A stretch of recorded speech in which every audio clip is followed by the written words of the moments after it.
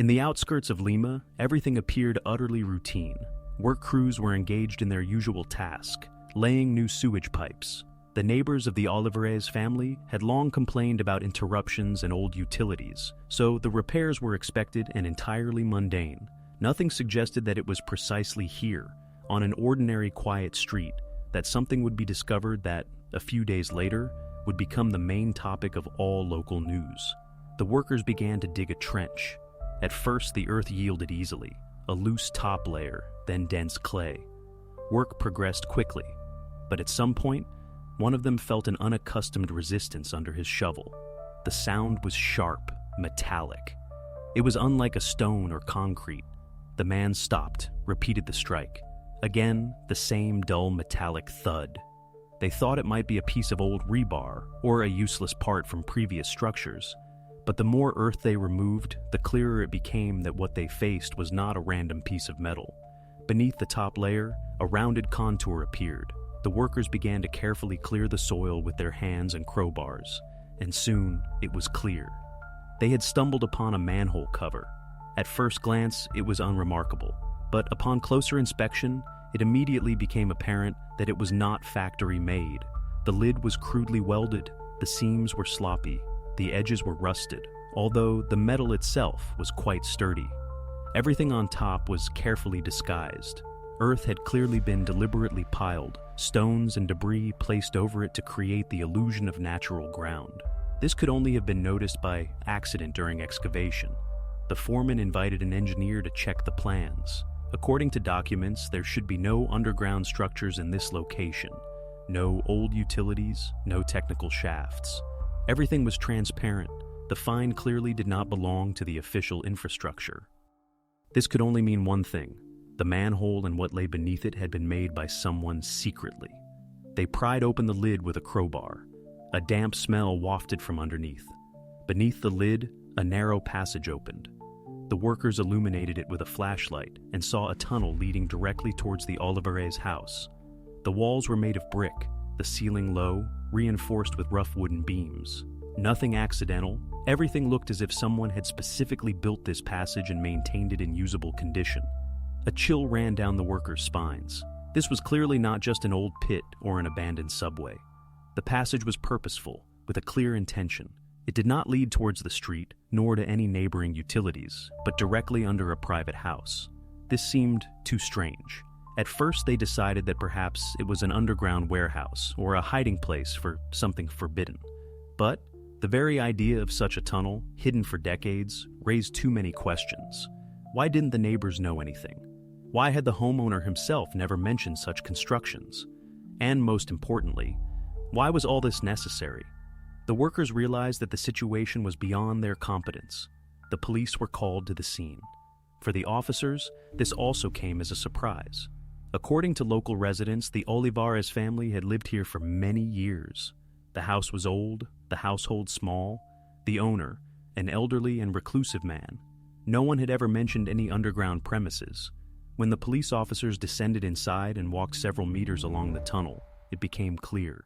This was not a random construction. Everything had been done with calculation. The passage was narrow but sturdy enough. It went deeper and deeper, leading to a massive door that opened directly into the basement of the house. Thus, a simple utility job, begun to repair old pipes, turned into a significant discovery. The manhole and tunnel, carefully hidden, led investigators to a trail that had remained a secret for many years. And the first fact was that this secret passage led precisely to the Olivares house. It was here that the story began, which would soon have a terrible continuation. The house to which the discovered tunnel led belonged to a man named Manuel Olivares. Formerly, he was one of the most ordinary residents of the outskirts of Lima. Neighbors were accustomed to seeing him in simple work overalls, reserved, almost unnoticeable. On the street, he was polite but detached. He greeted with a short nod, might exchange a couple of phrases about the weather or food prices, but never lingered in conversation longer than necessary. And the longer people knew him, the stronger the feeling became that he lived in his own world, closed off from outsiders. Outwardly, his life was meticulous and tidy. In the yard, there were always neat rows of firewood. The small garden looked well tended. Chickens roamed in the run, and the fence showed no peeling paint. Manuel did not have the habit of throwing noisy parties or gathering guests. In the evenings, when neighbors sat on benches or gathered near shops, he would pass by, nod, and go into his house. At some point, people stopped inviting him to common gatherings. They knew he would refuse anyway. But despite all this external neatness, he had one peculiarity that everyone noticed. He never let anyone into his house. Even if papers needed to be signed for the street or something clarified about utility matters, he would come out himself and talk by the gate. To inquiries, he always answered the same: "The house is a mess. I don't want to embarrass anyone." This phrase was repeated for decades and became a habitual explanation, though everyone understood that it was unlikely to be just about an untidy room. And yet, the main question regarding him was not about the house, but about his family. In the late 90s, Manuel had a daughter, Rosa, young, sociable, noticeable in the area. She was seen on the streets, in shops, at bus stops. Then suddenly everything changed. In 1999, she disappeared. At first, neighbors thought it was temporary, but to all questions, her father answered the same. She went to Chile. She works there. At first, the version seemed plausible. At that time, many people went abroad for work. Some went to Chile, others to Argentina or Spain. There was nothing unusual about it. For several years, people truly believed that Rosa had settled there, started a new life, and therefore did not return. But time passed. 5, 10, 15 years went by. The daughter never appeared. She did not come for holidays, did not call neighbors, did not write letters. In the area, people stopped talking about her. Gradually, her disappearance became something like an old, forgotten story. When someone accidentally remembered her, her father would repeat the same phrase: "She works in Chile," and the conversation would end there. Neighbors got used to it. Some explained it to themselves by thinking she might have married a foreigner and cut ties with home. Others doubted, but had no reason to argue. After all, there was no evidence to the contrary. And although it seems strange that Rosa did not even come for her mother's funeral, people tried not to intrude on others' lives. Thus, Manuel's image gradually became established. A reclusive but unsuspecting man. A person who seemed to have everything in order. A household, a house, a stable life. His daughter, according to the official version, lived in another country.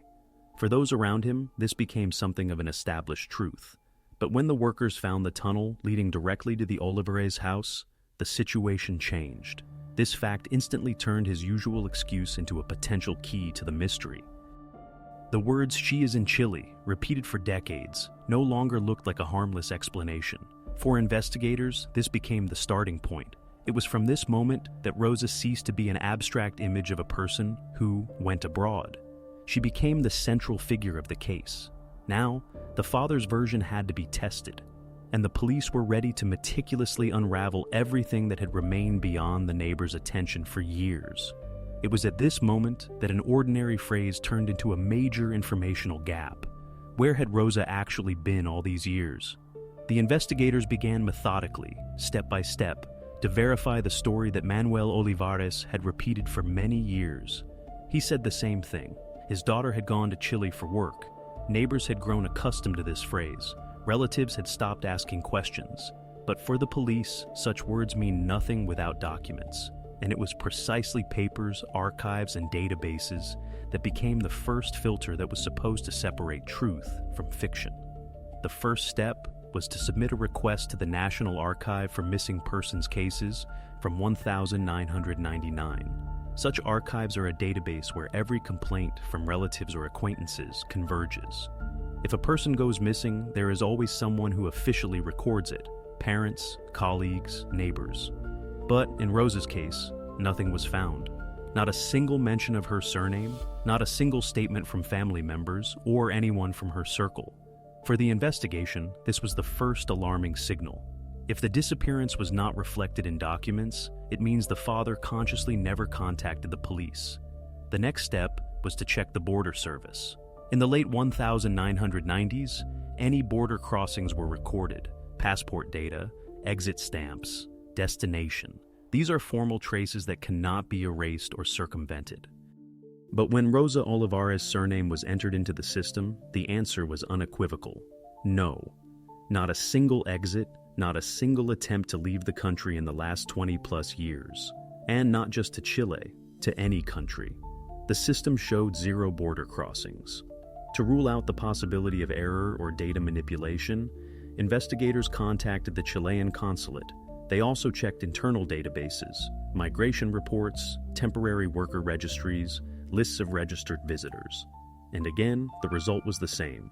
No records that a woman with that name and surname had ever lived or worked in Chile. But the checks did not stop there. Investigators went further and checked the Ministry of Internal Affairs databases, whether her name was in the lists of detainees, whether she had been involved in criminal reports, whether she had appeared even as a witness in any other cases. The result was still the same, a complete absence of any mentions. Rosa seemed to have dissolved, but not there, in Chile, but right here, in Lima. Each new answer only intensified the tension. First, no in the archive of statements, then no in the border databases, then again no in international consular documents.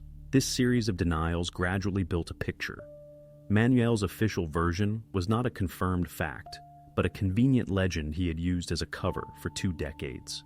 For the investigation, this was a turning point. After all, it was the absence of traces, not indirect but direct documentary, that became irrefutable proof that the story about working in Chile was completely fabricated. And this conclusion was officially recorded in the protocol. There is no data confirming Rosa Olivares' departure from the country. Now, the previous question, is it true that she left, was finally closed. The answer is unequivocal. No, she did not go anywhere.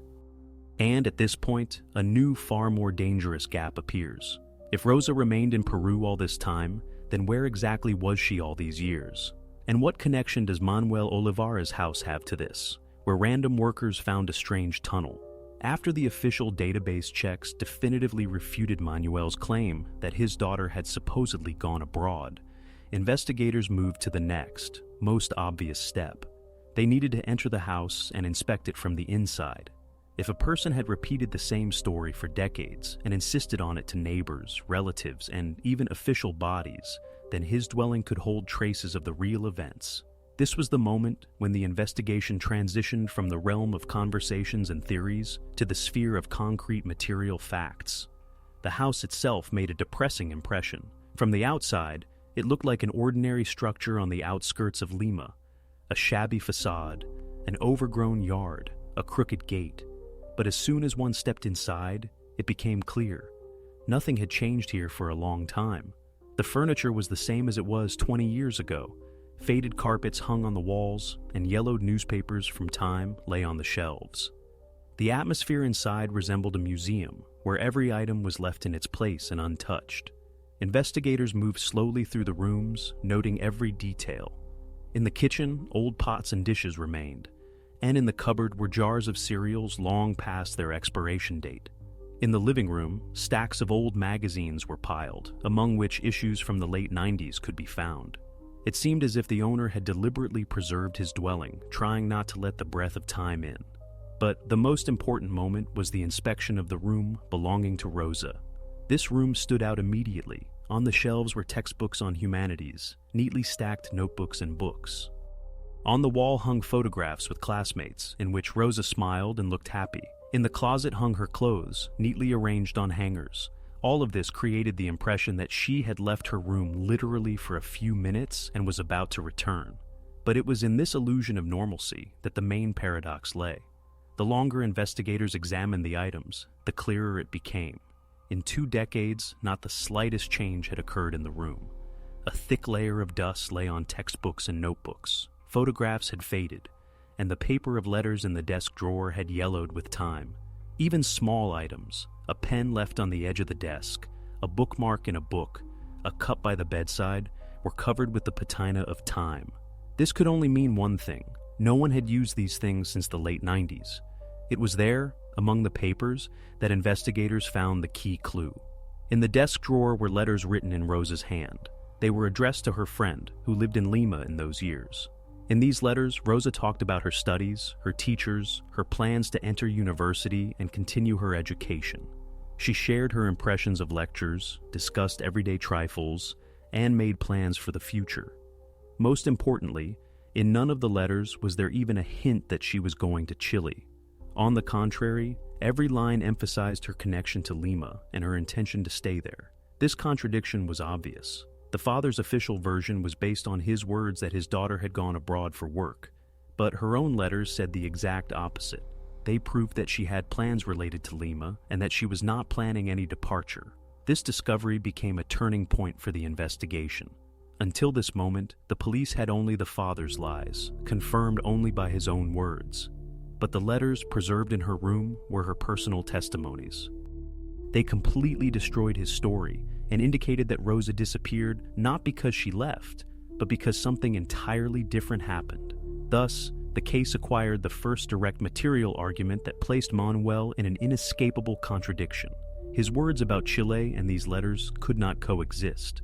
This meant that he was deliberately hiding the truth, and that behind his words was not a mistake or misunderstanding, but an intentional lie. The investigation took a new direction. Now it was not just about verifying facts, but about finding out what exactly happened in the Olivares house after Rosa wrote her last letter. And it was the walls of this house, where every item remained in its place and the atmosphere frozen in the past held its secrets, that were to provide answers to the main question. When investigators obtained Rosa's letters, the situation in the case changed radically. These pieces of paper, though ordinary in appearance, became the first substantial material confirmation that the story told by her father did not align with reality. The letters were written in her hand.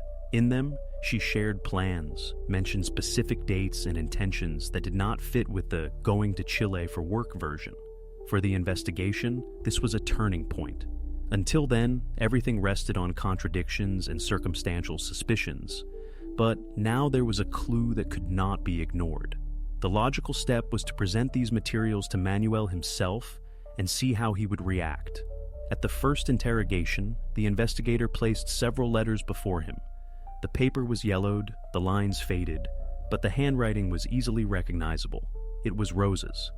In the letters, she spoke of continuing her studies in Lima, mentioned plans related to friends and preparation for exams. Nowhere was there a word about Chile or working abroad. To any outside observer, everything seemed obvious. The girl intended to build a life at home.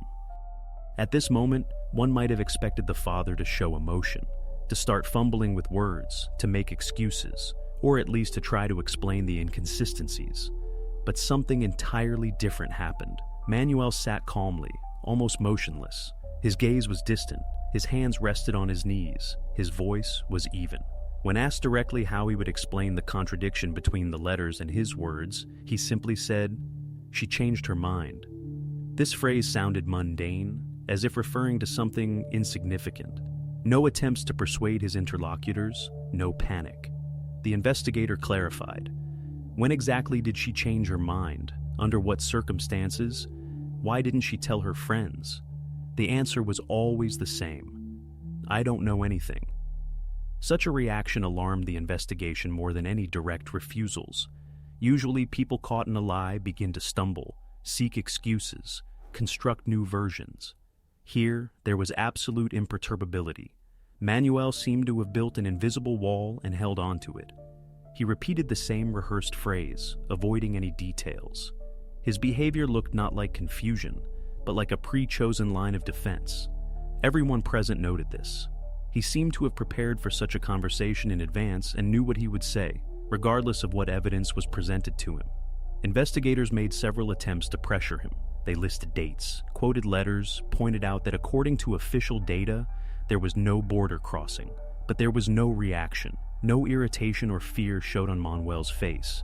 Even when he was told that his words were completely refuted by documents, he remained just as calm. This behavior was particularly disturbing because it showed not just an unwillingness to cooperate, but a conscious evasion of the truth.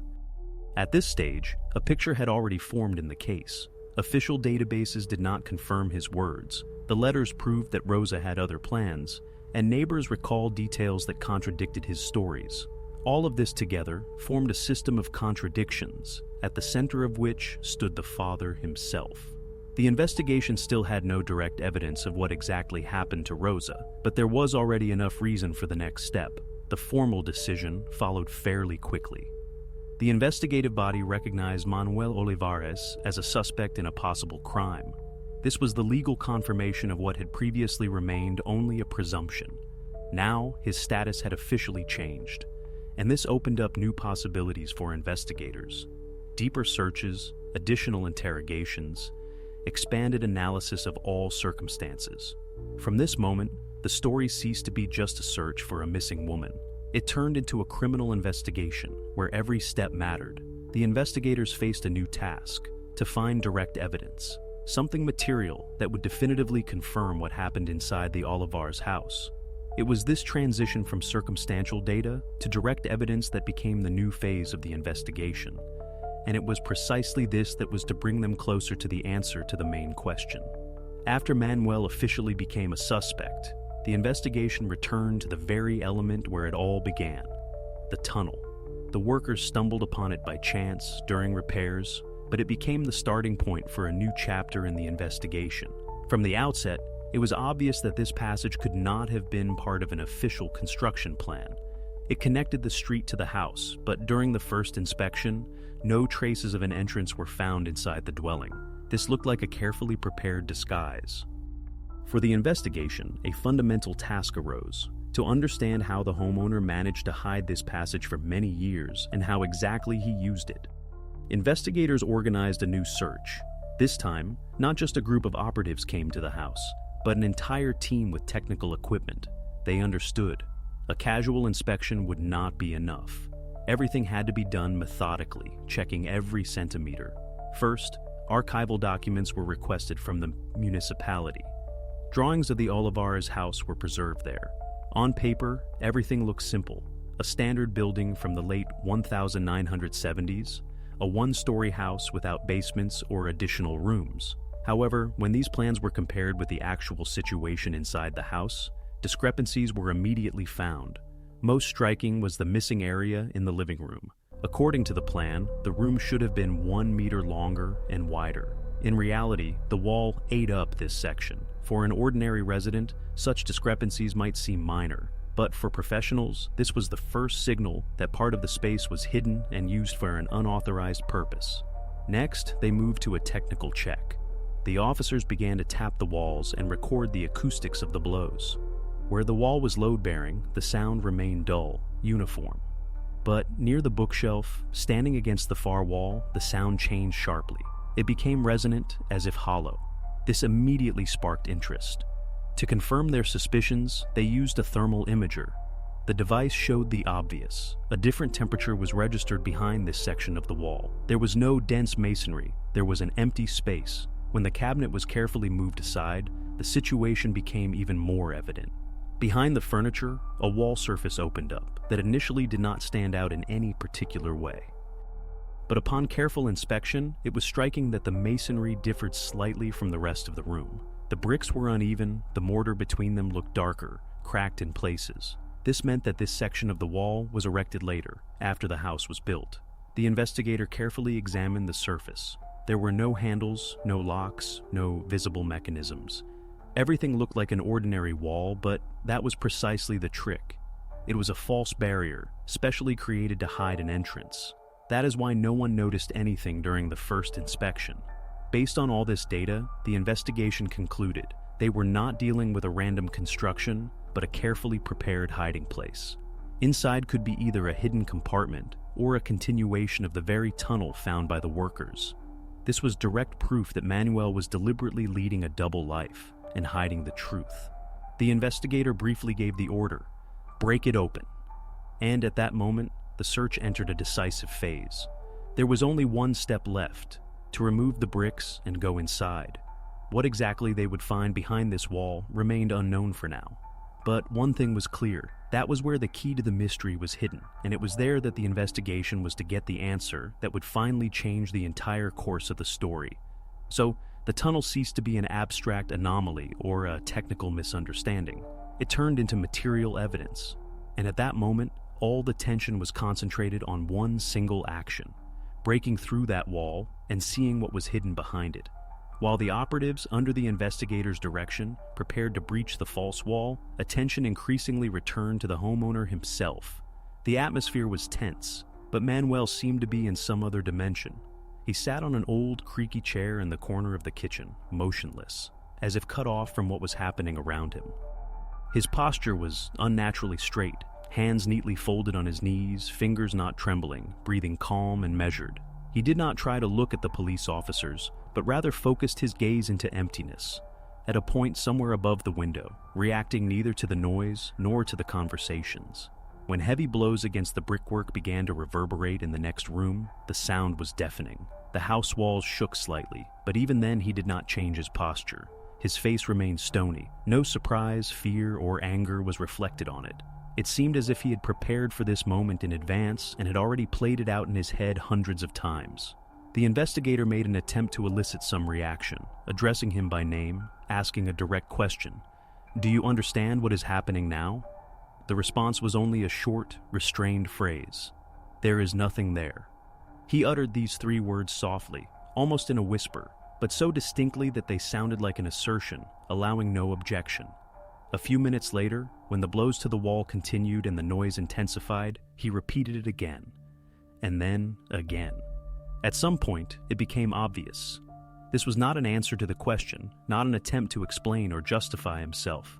It was a rehearsed formula that he repeated with maniacal persistence, like an incantation. The investigator noted, Manuel's behavior was not like hysteria or confusion. More often than not, in similar cases, suspects behave differently. They start to fidget nervously, argue, push back accusations, sometimes even resort to aggression, shouting, demanding an end to the search. But here, everything looked entirely opposite. He did not try to stand up, did not resist, did not show irritation. It seemed he had completely detached himself from reality. The operatives working in the house later shared their impressions. The homeowner's behavior seemed eerily strange to them. One of them recalled that even the most confident criminals, at a critical moment, might show trembling hands, a changed voice, rapid breathing. Here, there was nothing. In this indifference and complete detachment, there was a frightening certainty, as if he was convinced that no one would find anything, and all efforts would shatter against emptiness. When the investigator tried to clarify his words, asking, "Are you saying that it's empty behind the wall?" he again uttered the same thing. "There is nothing there, and nothing more." He did not elaborate, did not argue, did not develop the thought. Only this one short phrase, repeated at intervals, while the work continued in the house. In the protocol compiled later, this behavior was officially recorded. The entry read, "The subject maintained complete external calm. There was no emotional reaction to the actions of the operational group. For a long time, he repeated the same statement. There is nothing." The behavior appeared to be a defiant denial of what was happening. The dry text of the report reflected only part of the picture. Those who were in the house at the time later said that this calmness produced a depressing impression. It did not look like an ordinary denial of guilt. It rather resembled the confidence of a person who, until the very end, hopes that those around him will not be able to get to the bottom of things. One way or another, the fact was recorded. Manuel showed neither panic nor attempts to resist. His reaction became one more strange detail in the case. The investigators could not help but wonder, what lay behind this calm? Knowledge that there was emptiness behind the wall? Or, on the contrary, confidence that what was found would not change his position?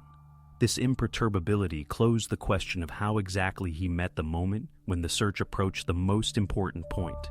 And it was precisely this that intensified the tension before the next step. After all, everything now came down to one thing. Opening the wall was supposed to provide a direct answer as to what exactly was hidden in the house and show why the owner so stubbornly repeated the same phrase. The opening in the wall appeared unexpectedly quickly. Although the workers and police had been preparing for this moment for not 1 hour, stones, plaster, and bricks fell to the basement floor with a dull rumble, raising a cloud of dust. A stale smell, usually only felt in long, closed, unventilated rooms, immediately hit their noses.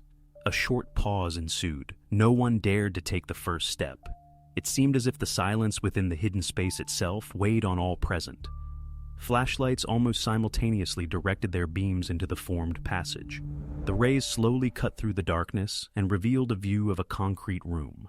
At first, it seemed like just another senseless storage room. Bare walls, a gray floor, uneven brickwork seams. But the deeper the light penetrated, the clearer it became. The place was clearly not used for storage. A foreign, alien, yet very personal life was felt here. In the far corner stood a metal bed with a thin, in places worn, mattress. On it lay a crumpled sheet that looked as if it had not been changed for years. Nearby stood a plastic bucket and several bottles, some with liquid remnants. Books lay scattered on the floor, and next to them was an old notebook with scribbled pages.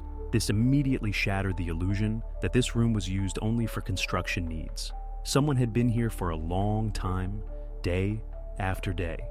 The police began to examine the details more closely. On one of the walls, uneven scratches were visible, as if someone had run their nails over it. In another corner, things were neatly folded. A sweater, a pair of shoes, a bag of groceries.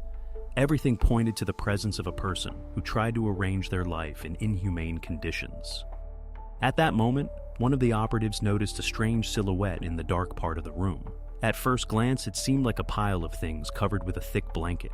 But when the flashlight beam lingered on this spot, it became clear the fabric barely noticeably swayed.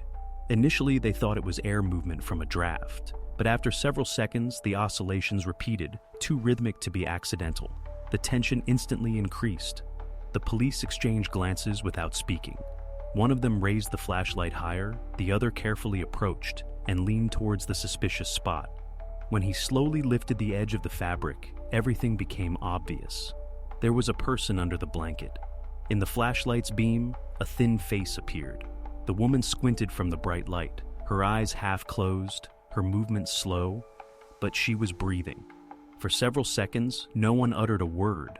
Those present realized the magnitude of what was happening.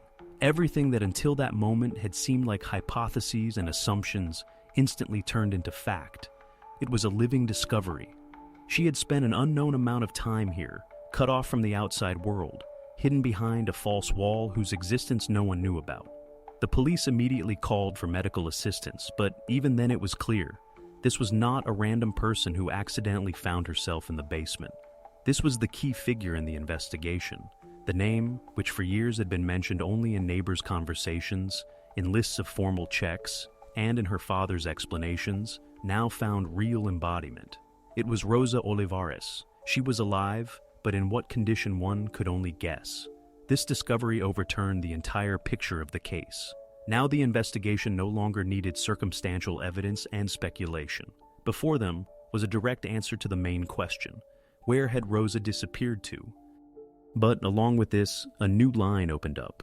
The investigation into what exactly had happened to her all these years, and how it had been managed to be kept secret. Thus, behind the wall in the Olivares house, the investigators received not only confirmation of suspicions, but also a pivotal piece of evidence that made the case high profile and unambiguous. And from then on, the story could no longer develop as before. It entered a completely new phase. When Rosa was led out of the basement and doctors first examined her on the spot, it became clear that the case required the most careful attention.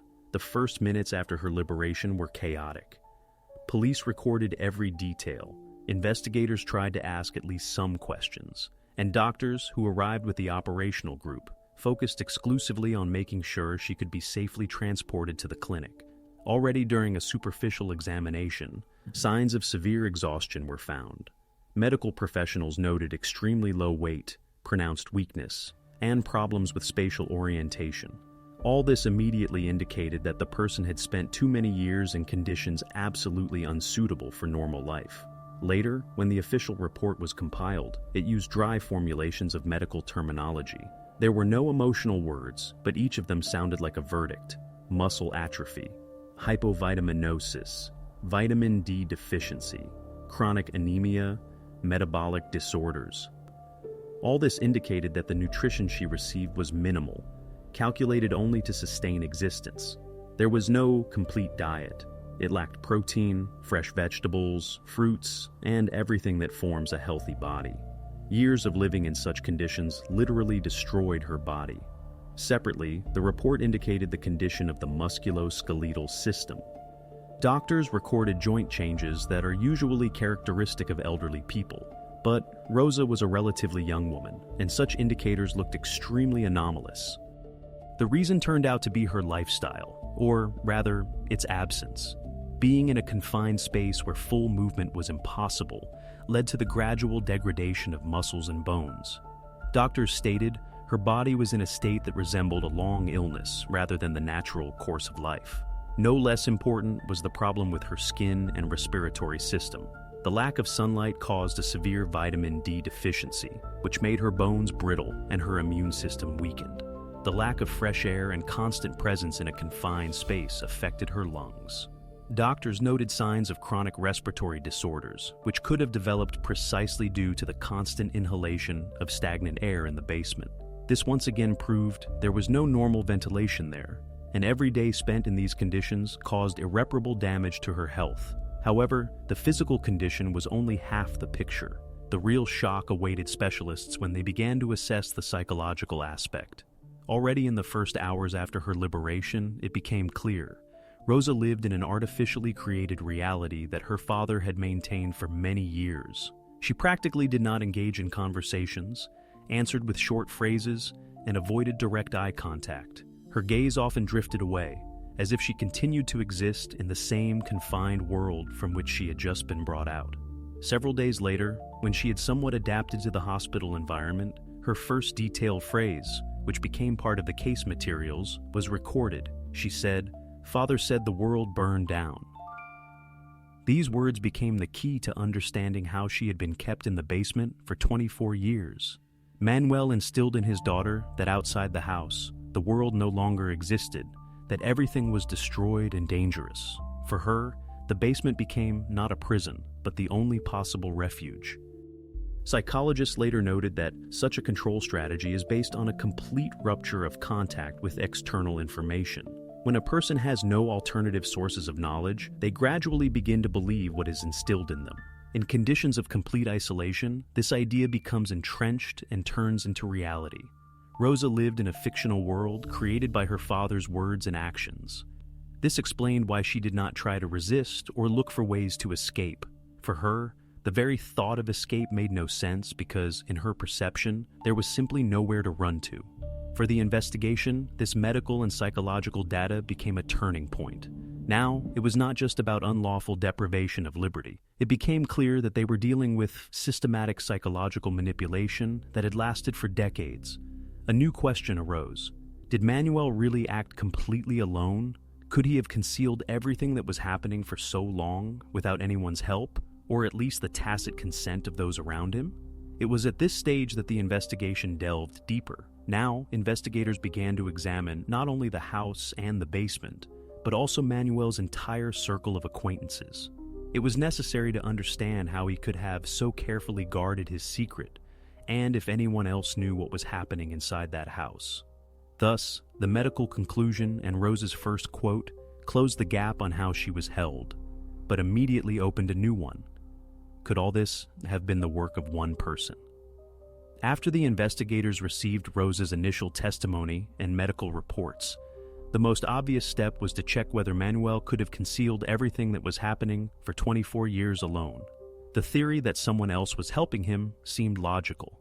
Sustaining a person's life in such conditions, supplying food, providing minimal household needs, and not arousing suspicion from neighbors is too difficult a task for one person. Therefore, the first hypothesis of the investigation was Manuel had an accomplice. Immediate relatives were checked first. Primarily his sister, who lived in a neighboring district. She was officially interrogated.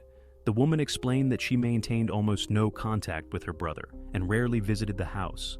The protocol recorded, she claimed that in recent years, communication was limited to short phone calls, where Manuel invariably repeated the same phrase, "Everything is calm with us, don't worry." A check of her finances and phone connections revealed no activity related to Manuel's secret. The next step involved the neighbors.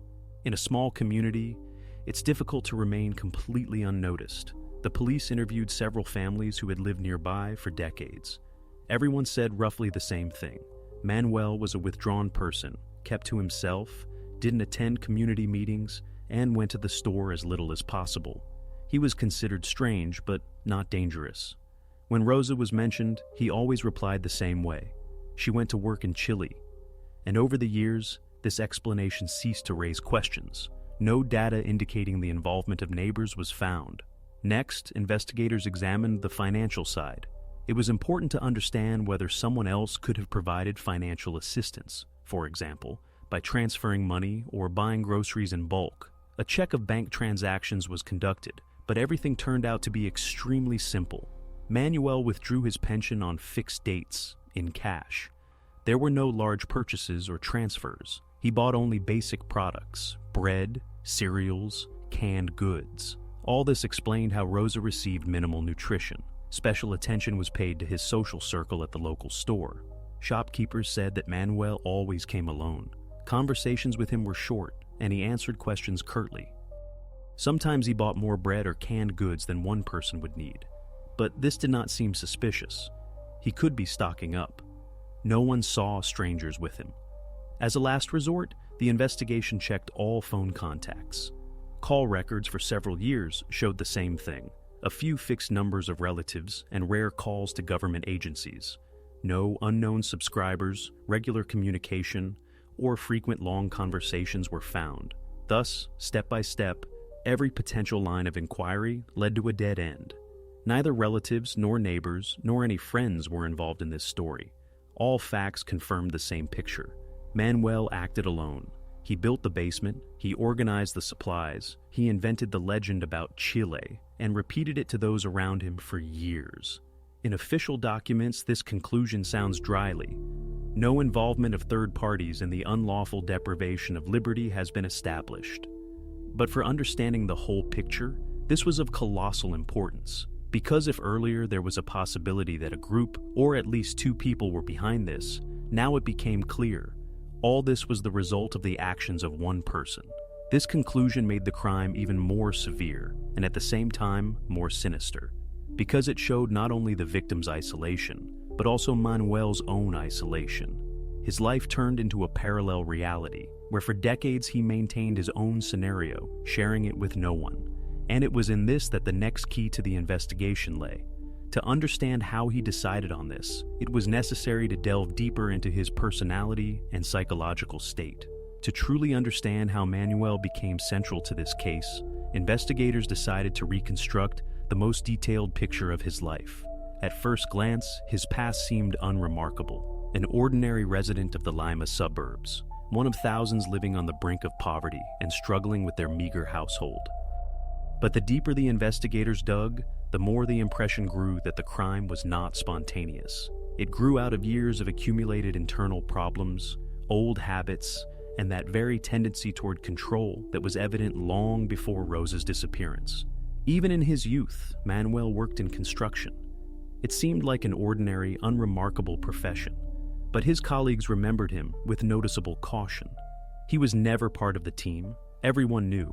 If Manuel was nearby, conversation wouldn't happen. He always kept to himself, didn't participate in jokes or gatherings. When others exchanged news or simply chatted during lunch, he would silently sit in a corner, eat, and leave. He had no friends among his colleagues. Moreover, he earned a reputation as a confrontational person. According to his former boss, he often argued with management, refusing to follow instructions, claiming he knew better. He officially lost his job in the early 2000s. The document stated staff reduction, but in informal conversations, it was said that they actually wanted to get rid of him because he caused problems in the team. After this incident, he never again held a permanent job. In the village, he lived by means of a small farm, selling vegetables, keeping a few chickens, and later began to receive a pension. This meant one thing: his life gradually became confined within the walls of his own house and garden. His personal life also did not work out. His wife died suddenly, even before Rosa's disappearance. Neighbors recalled she was the only person with whom he communicated at all. After her death, Manuel became completely different. He stopped attending celebrations, did not appear at general meetings of villagers, and even refused minimal participation in community life. Neighbors said they could go for months without seeing him outside his yard. Some believed he had gone mad from loneliness. Others simply shrugged and tried to keep their distance. The most disturbing aspect emerged in his relationship with his daughter. Rosa's classmates recounted that she grew up under constant control. Manuel interfered in literally everything. He checked her schedule, demanded reports on where and with whom she spent her time, visited the school to complain about the bad influence of peers. Teachers confirmed he came to school several times and insisted that his daughter should stay home, and any friends were a threat. Rosa herself was considered diligent, quiet, and without conflicts in those years. But what seemed like strictness to outsiders was actually hyper-control that left her no personal space. Investigators also found documents in the employer's archives recording complaints about Manuel's behavior. It was explicitly stated he regularly argued with superiors, called colleagues incompetent, and openly declared that only he knew the right way. This pattern of behavior was evident throughout his life. Wherever Manuel appeared, he did not recognize others' authority and sought to maintain complete control over everything. To assess his personality from a professional perspective, a criminal psychologist was brought in. Their conclusion proved particularly important. The report stated, "We are dealing with a person whose pathological desire for control has become the dominant character trait. The loss of his wife in isolation only amplified this. For him, control over loved ones became a way to maintain the illusion of order and security. In his mind, there was no boundary between care and possessiveness. He saw this as the only way to cope with anxiety and the outside world." Thus, Manuel's portrait was unambiguously clear: withdrawn, prone to conflict, incapable of trusting relationships, and obsessed with the idea of total control. The crime he was accused of turned out not to be a sudden impulse, but a logical continuation of his entire life.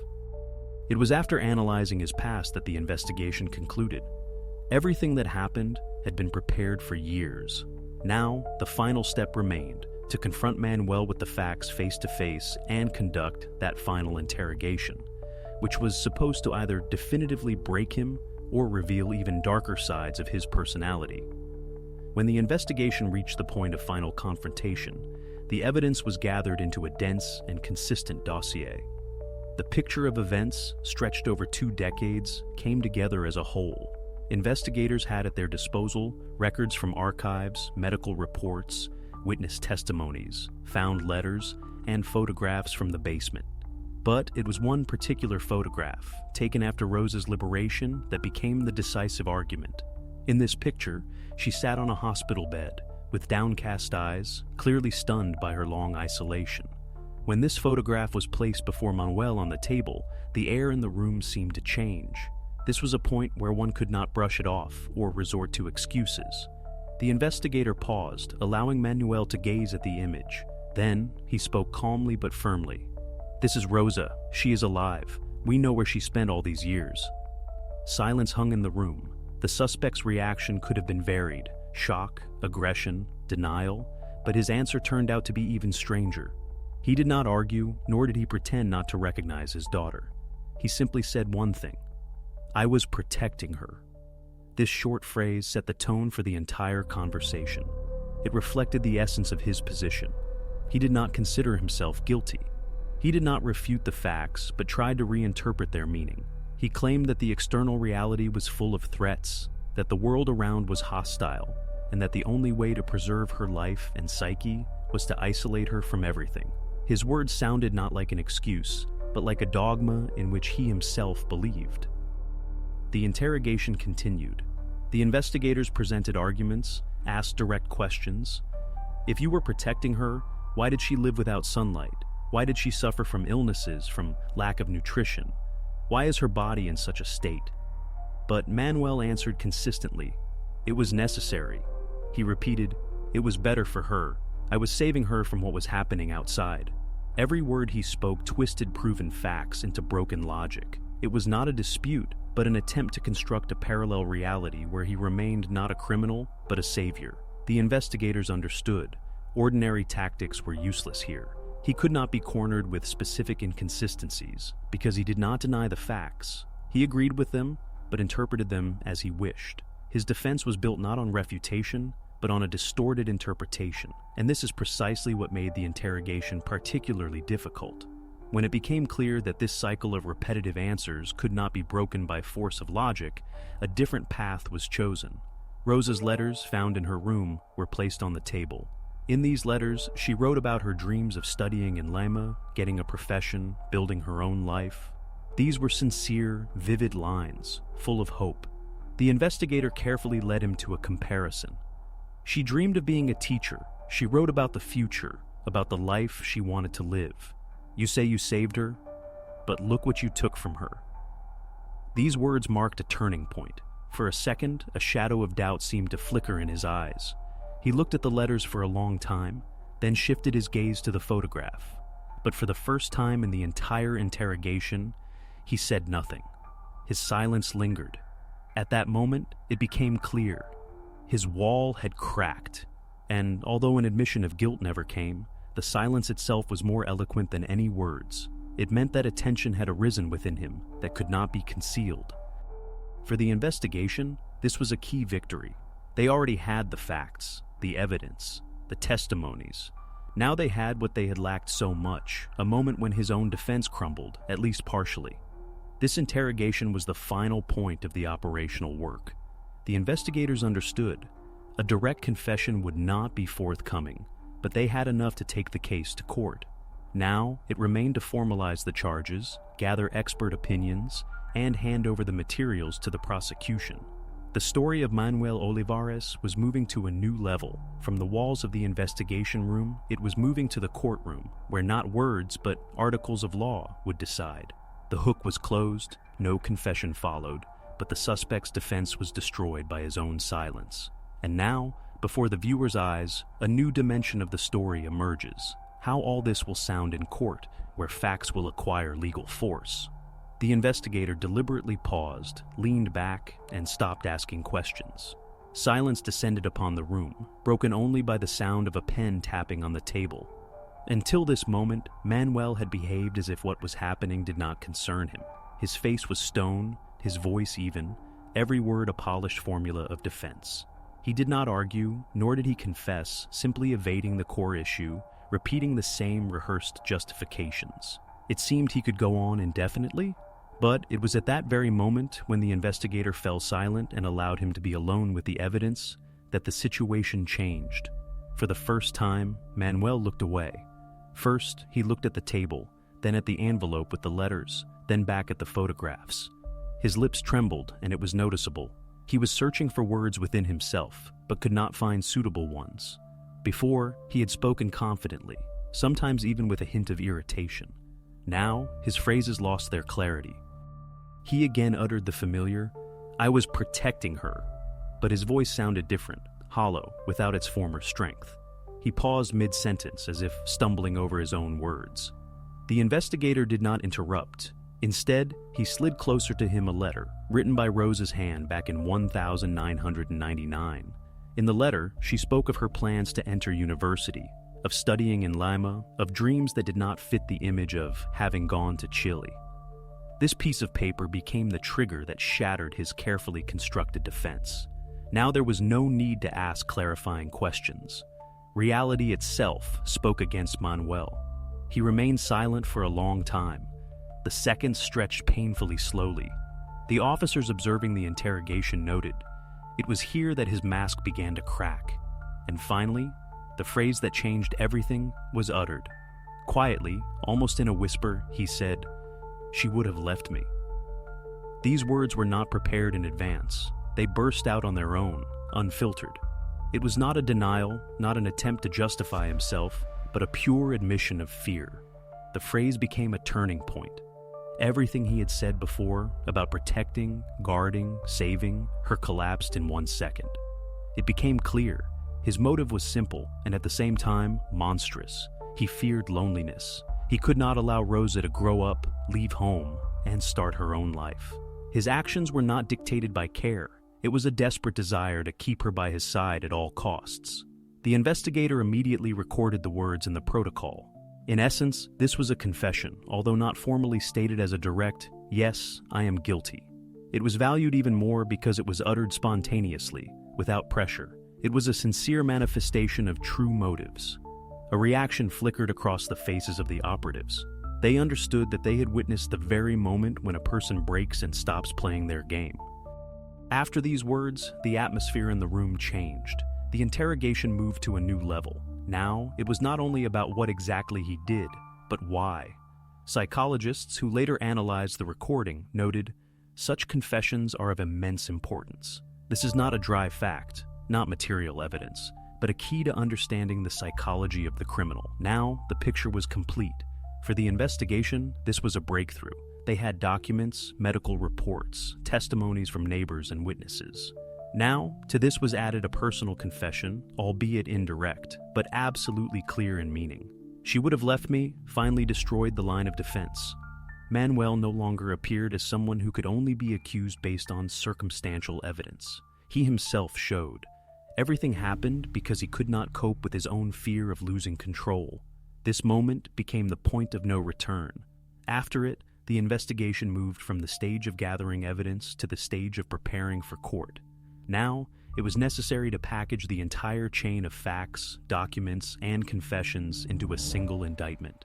And it is in the courtroom that this phrase will be heard once again, no longer as a random utterance, but as the basis for understanding the motive that lay behind 24 years of Rosa's captivity.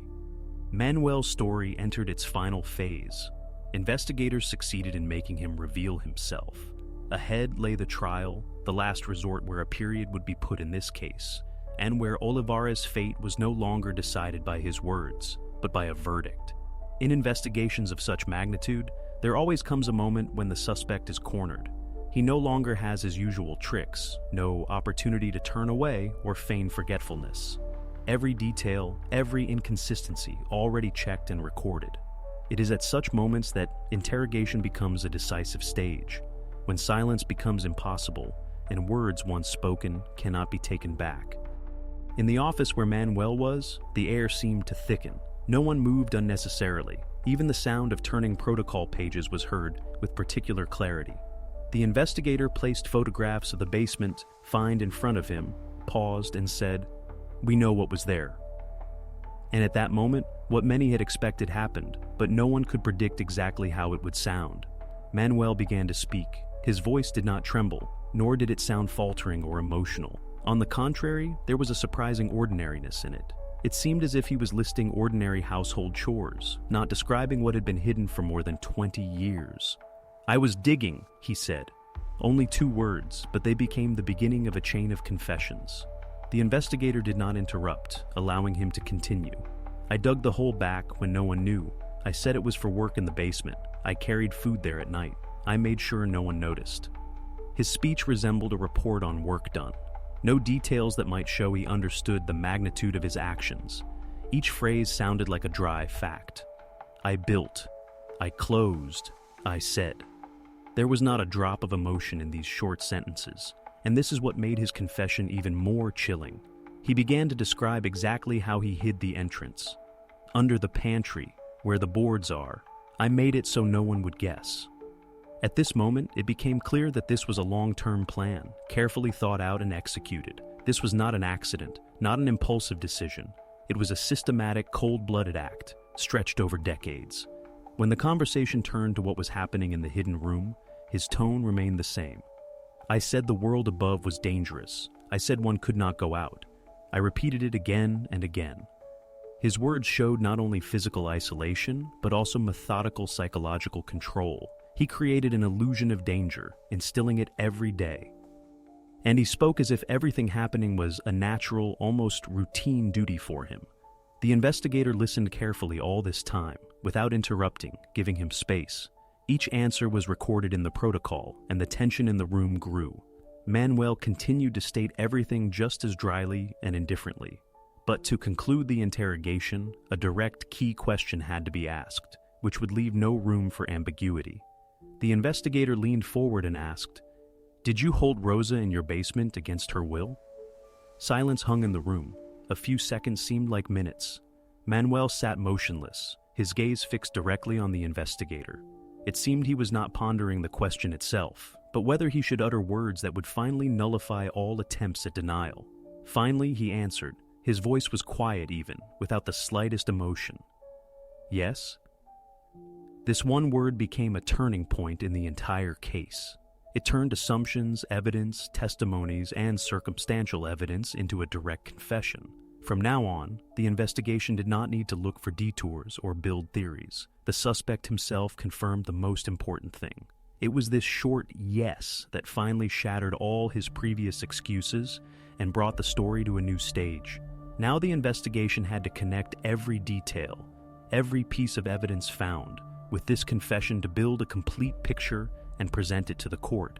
The crime ceased to be a secret. It was voiced by its author, and this became a point of no return. From this moment, Manuel's story moved from the realm of conjecture and speculation into the plane of officially confirmed facts. His own words became the key that closed all previous versions and opened the way to the main thing, the legal assessment of his actions and the preparation of a verdict. After Manuel's confession came the moment that the investigation always considers one of the most crucial stages, the crime scene reconstruction.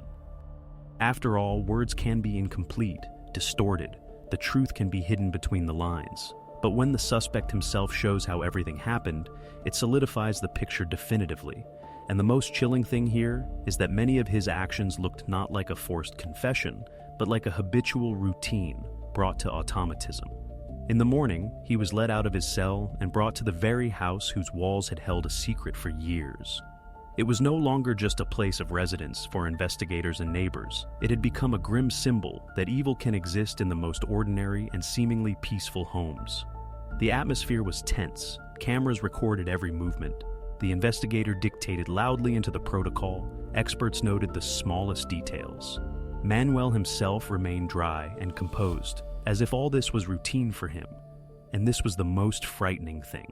He entered the living room, stopped in the very corner where the massive wardrobe stood, and without a word, placed his hands on its side panels. The wardrobe was heavy, but he moved it as if he had done it 1,000 times, confidently, effortlessly. The creak of floorboards, the rustle of wood on the parquet, and in a few seconds, the very area that no one had noticed before opened up. Before everyone was a hatch, hidden directly in the floor, and masked by furniture from above. The police exchanged glances. How many times had they walked past and not realized that right here lay the entrance to a hidden space? Then he bent down, grabbed the lid, and with a habitual movement, lifted it. A dull sound of metal against wood echoed so clearly that a chill ran down the spines of some present. Manuel, in a dry voice, said, "This is how I lowered food." His words sounded so commonplace, as if it were not about a crime, but about a household chore. He showed how he secured the rope, how he lowered the bag of groceries, how he hid bottles of water.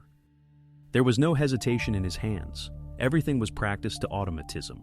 Next, he demonstrated the other elements. He put the old bucket back in its place, showed the corner where he always left water, explained that after this, he closed the lid and slid the wardrobe back so the entrance disappeared as if it had never been there. The investigator clarified details, how often he did this, at what hours, what exactly he brought. Manuel answered in short phrases.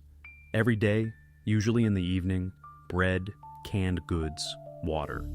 His tone was indifferent, detached. Experts recorded every little detail. The distance between the hatch and the wall, the depth of the descent, the thickness of the boards. It seemed they were piecing together a puzzle that had long existed only in conjecture. Now, everything came together into a single, coherent picture.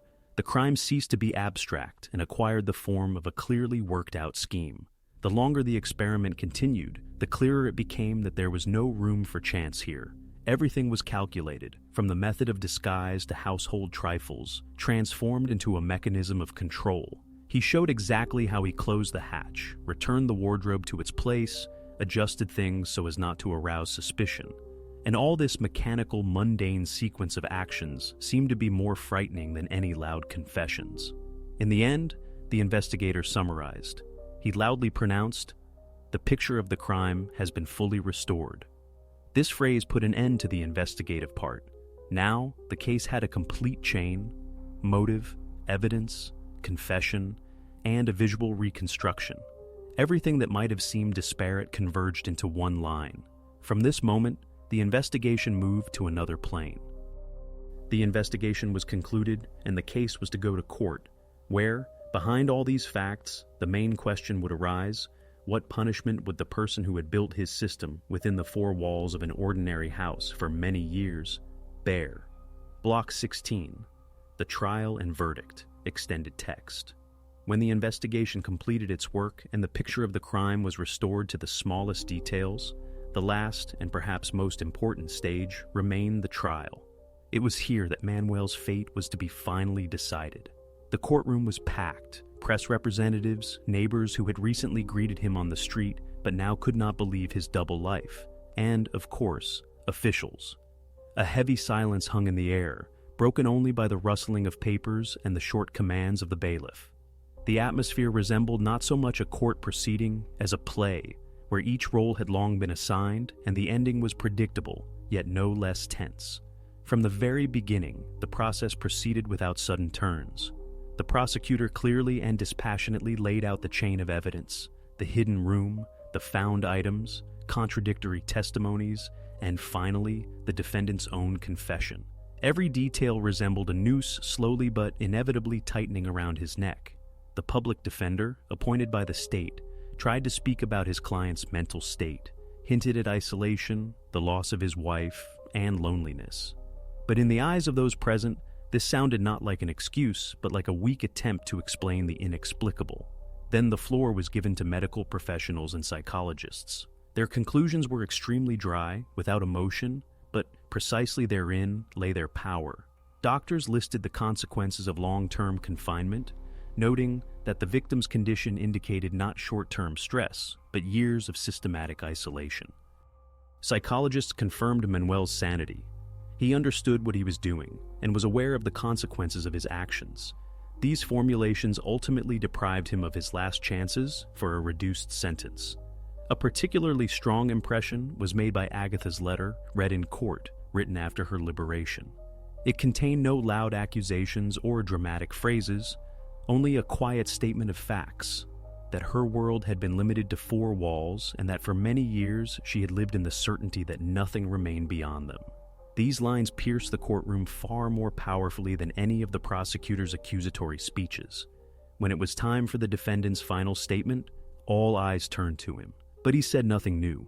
He repeated the old mantra that he was protecting, that he was saving her from worse.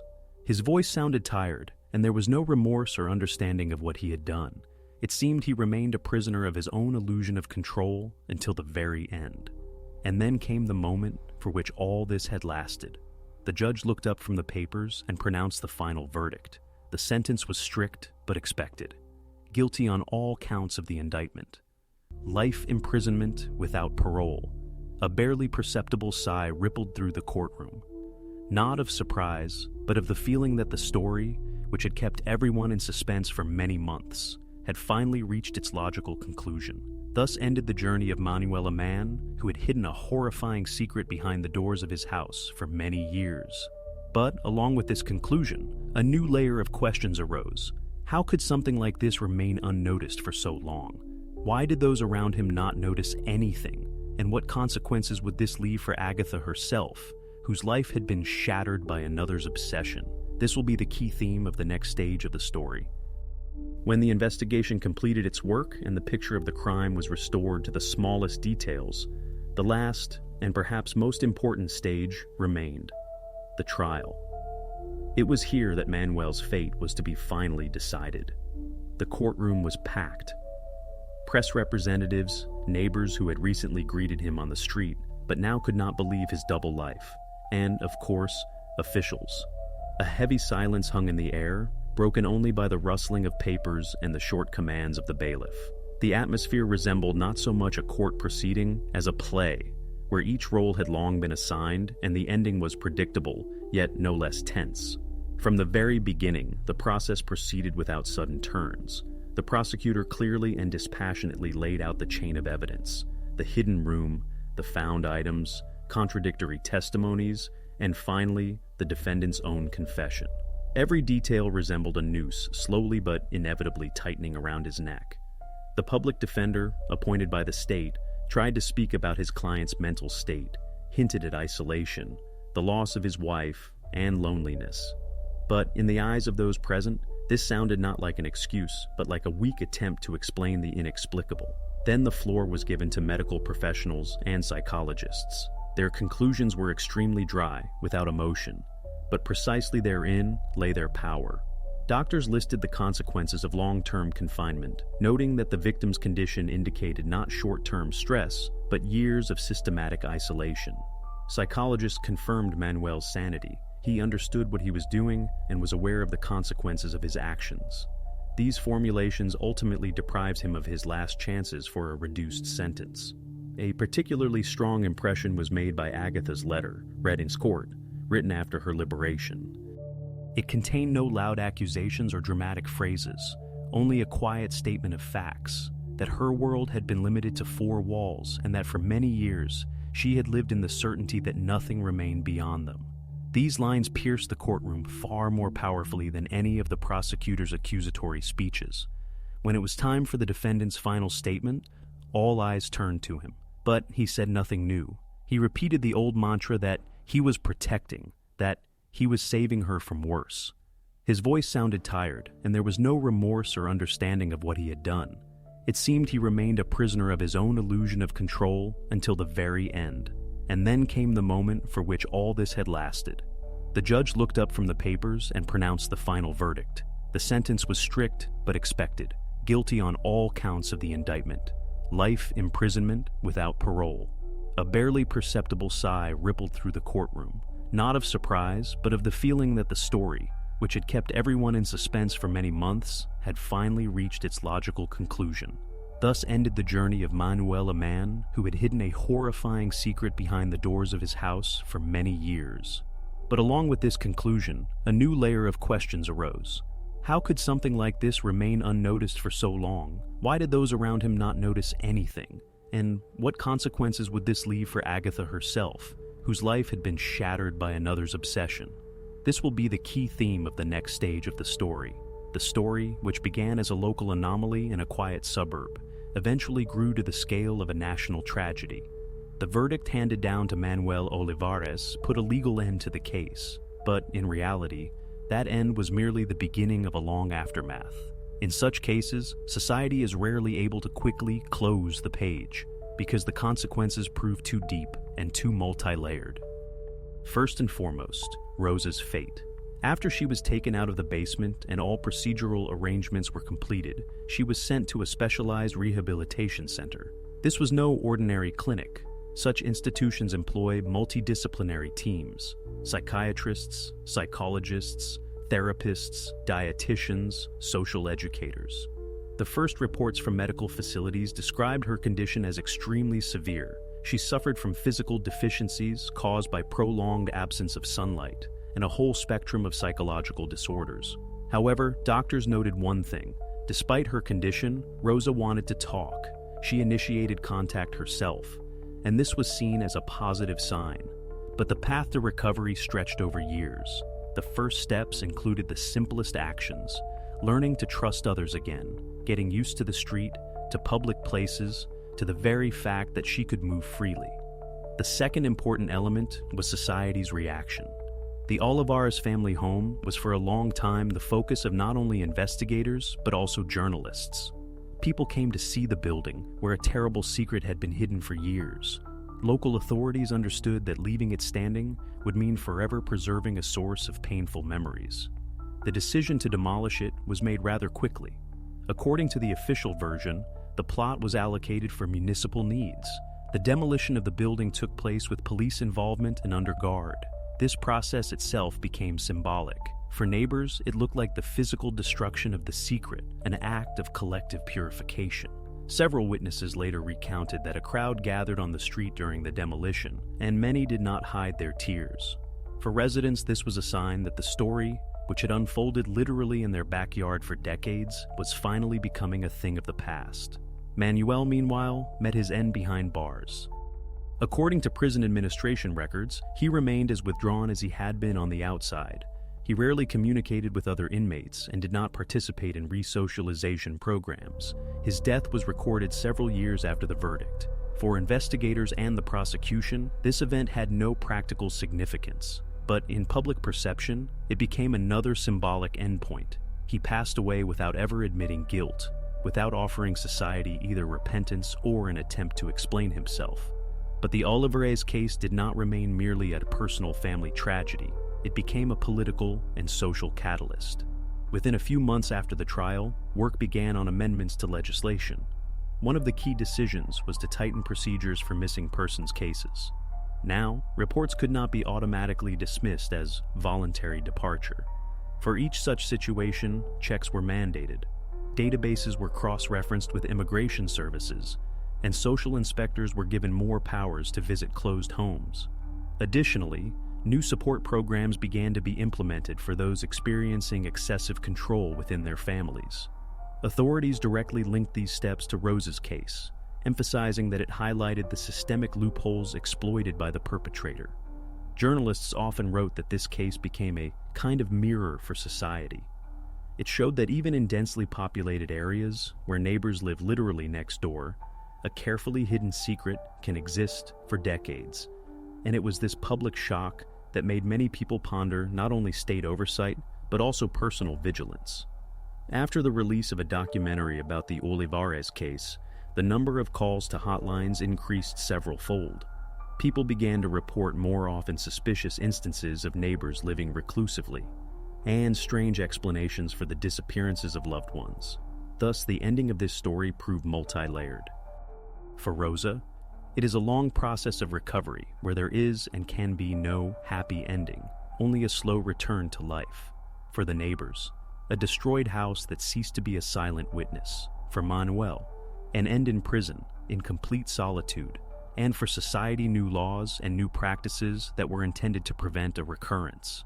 And it is this distinction that makes the Olivares case unique. It did not remain merely a criminal story. It became a turning point for an entire system. But to understand how investigators, step by step, arrived at this result, it is worth returning to the details of the investigation and tracing every step, every piece of evidence, and every decision that led to the uncovering of this long-standing mystery. August 12, 2007. Rosewood, Oregon. On the outskirts of the city, work was underway to lay a water pipe. At 14:32, the excavator operator Mark Henderson abruptly stopped the machine. He climbed out of the cab and looked into the bucket. Between the earth and clay, a dense sack wrapped with a rope protruded. When the sack was torn open, its contents became visible: bones. They were too small for an adult. Mark called the foreman, and the construction site was immediately cordoned off. Work stopped. A few minutes later, a patrol arrived at the scene. The officer confirmed that it was neither construction debris nor animal remains. He documented the find, cordoned off the trench, and called the detectives. At 15:10, the investigation team arrived at the construction site. The initial examination showed that the find belonged to a very young person. This meant that the case was no longer considered a random discovery. From that moment on, the construction site transformed into a full-fledged crime scene. And what looked like an isolated incident became the beginning of an investigation that would turn the lives of the entire small town upside down. Pine Ridge Lane, house number 17. The plot of land where the excavator's bucket had snagged the sack was registered to Eleanor Vance. She was 54 years old. For the residents of Rosewood, this name sounded like a symbol of reliability. Eleanor had worked for over 2 decades at the local Sunshine Daycare Center, first as a teaching assistant, then as a lead educator. Hundreds of toddlers had passed through her hands during this time. Parents treated her with respect. Many called her the most important person in early childhood education. She had spent her entire life in Rosewood. Here she had married, here she had built her house. Her husband, David Vance, was often away on business trips. He sold household appliances and was absent for extended periods. But Eleanor was never alone. Her house was a gathering place for neighbors. In summer, she hosted tea parties in the garden, offered pastries, and showed off her rose bushes. These beds were known throughout the area. Every year she participated in exhibitions and received diplomas. The official characteristics later added to the files stated, "Disciplined without complaints, had no problems with the law." Furthermore, she was a member of the church board and involved in organizing Sunday events.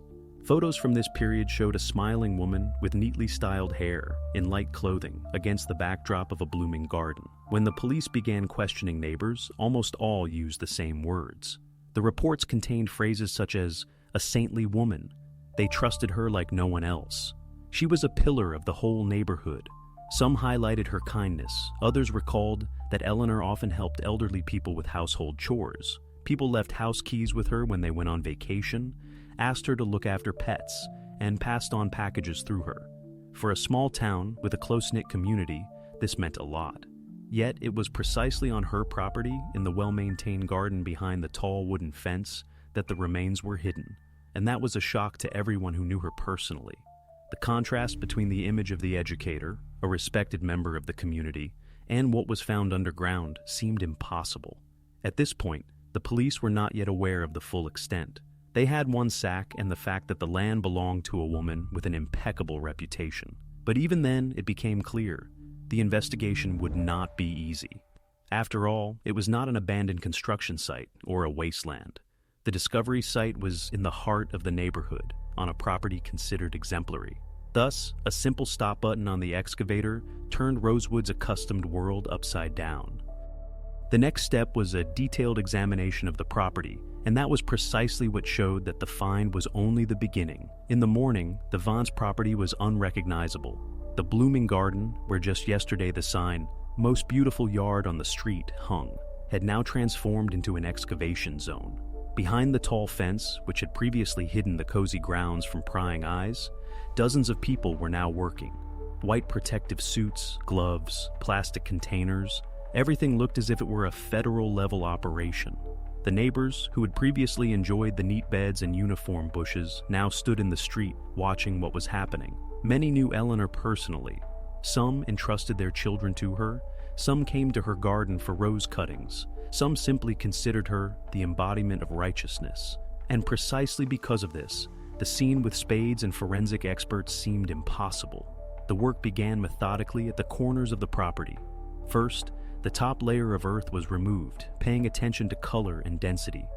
Where the soil appeared looser, digging proceeded more slowly. Every suspicious spot was photographed, marked on the map, and only then carefully deepened. At some point, a probe hit fabric. A few brush strokes and it became clear. Another sack had been found. The first package was recovered near the old fence. It was wrapped in burlap and tied with coarse rope. Inside, small bones were visible. The expert silently placed the find in a plastic container and took it to the vehicle. No one said it aloud, but everyone understood. It was an exact copy of what had already been found yesterday. The excavations continued.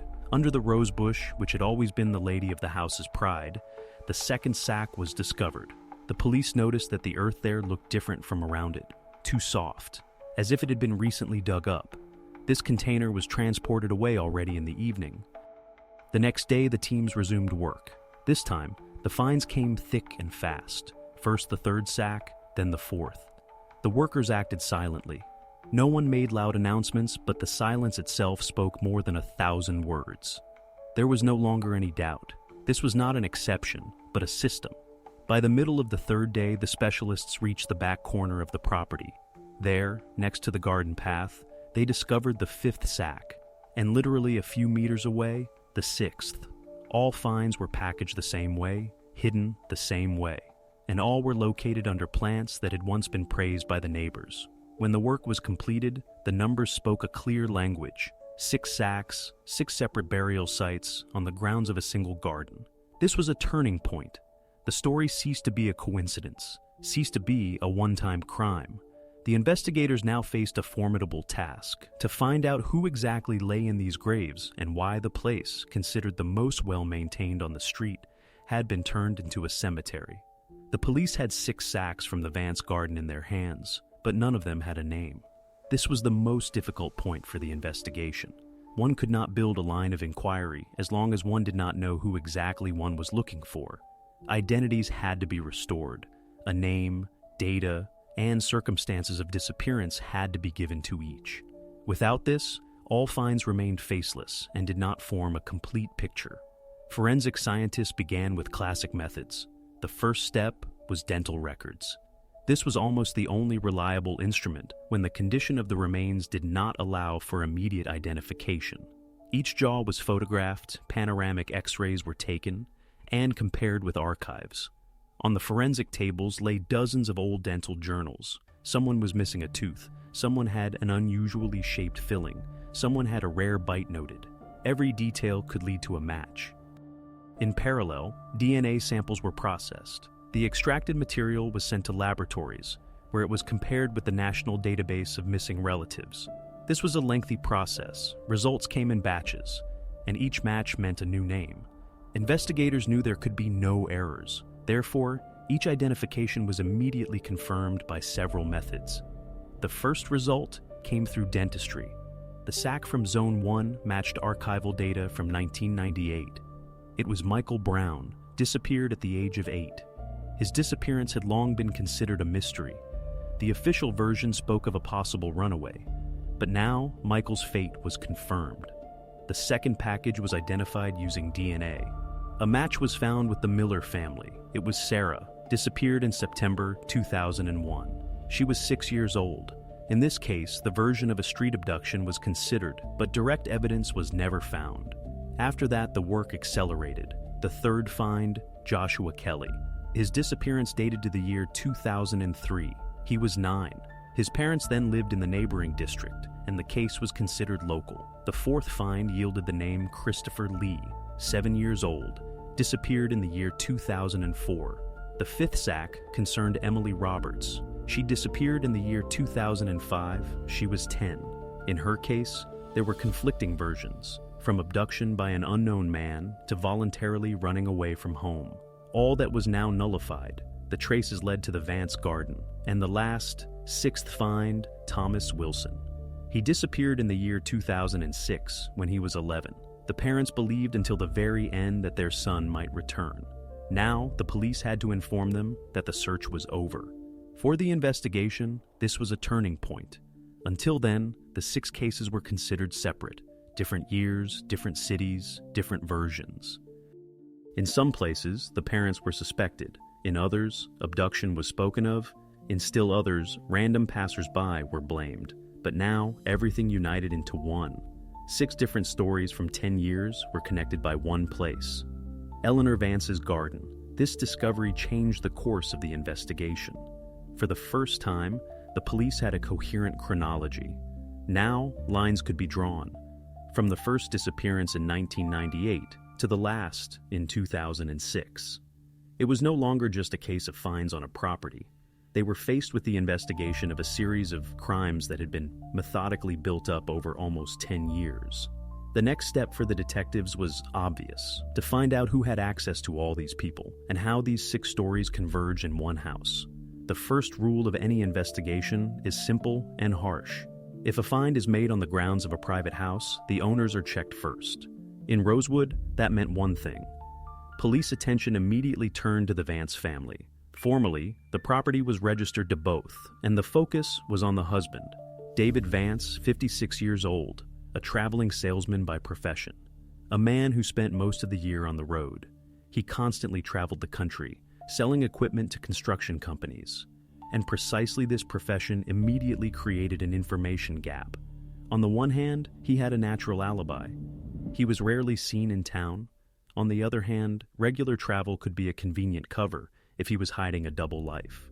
David was summoned for questioning 2 days after the exhumation. His arrest went smoothly. Officers drove to the house, where he had just returned from another business trip, and politely asked him to accompany them to the precinct. No handcuffs, no resistance. But the mere fact that the husband of the woman on whose property 6 sacks had been found was in a police car had an impact in Rosewood. The neighbors, already shocked by the garden, now discussed his role. He's always traveling, but maybe that's the cover? The investigation pursued the most direct version. If David was guilty, his work offered him ideal cover. He could go on a business trip, but in reality, return at night, do what he had planned, and leave town again. His public absence and rare appearances in the neighborhood would have seemed natural, as this was his profession. Therefore, the first hours of questioning focused on direct questions. Where was he on the day of each disappearance? With whom? What evidence was there? To the surprise of the police, David did not begin to justify himself emotionally.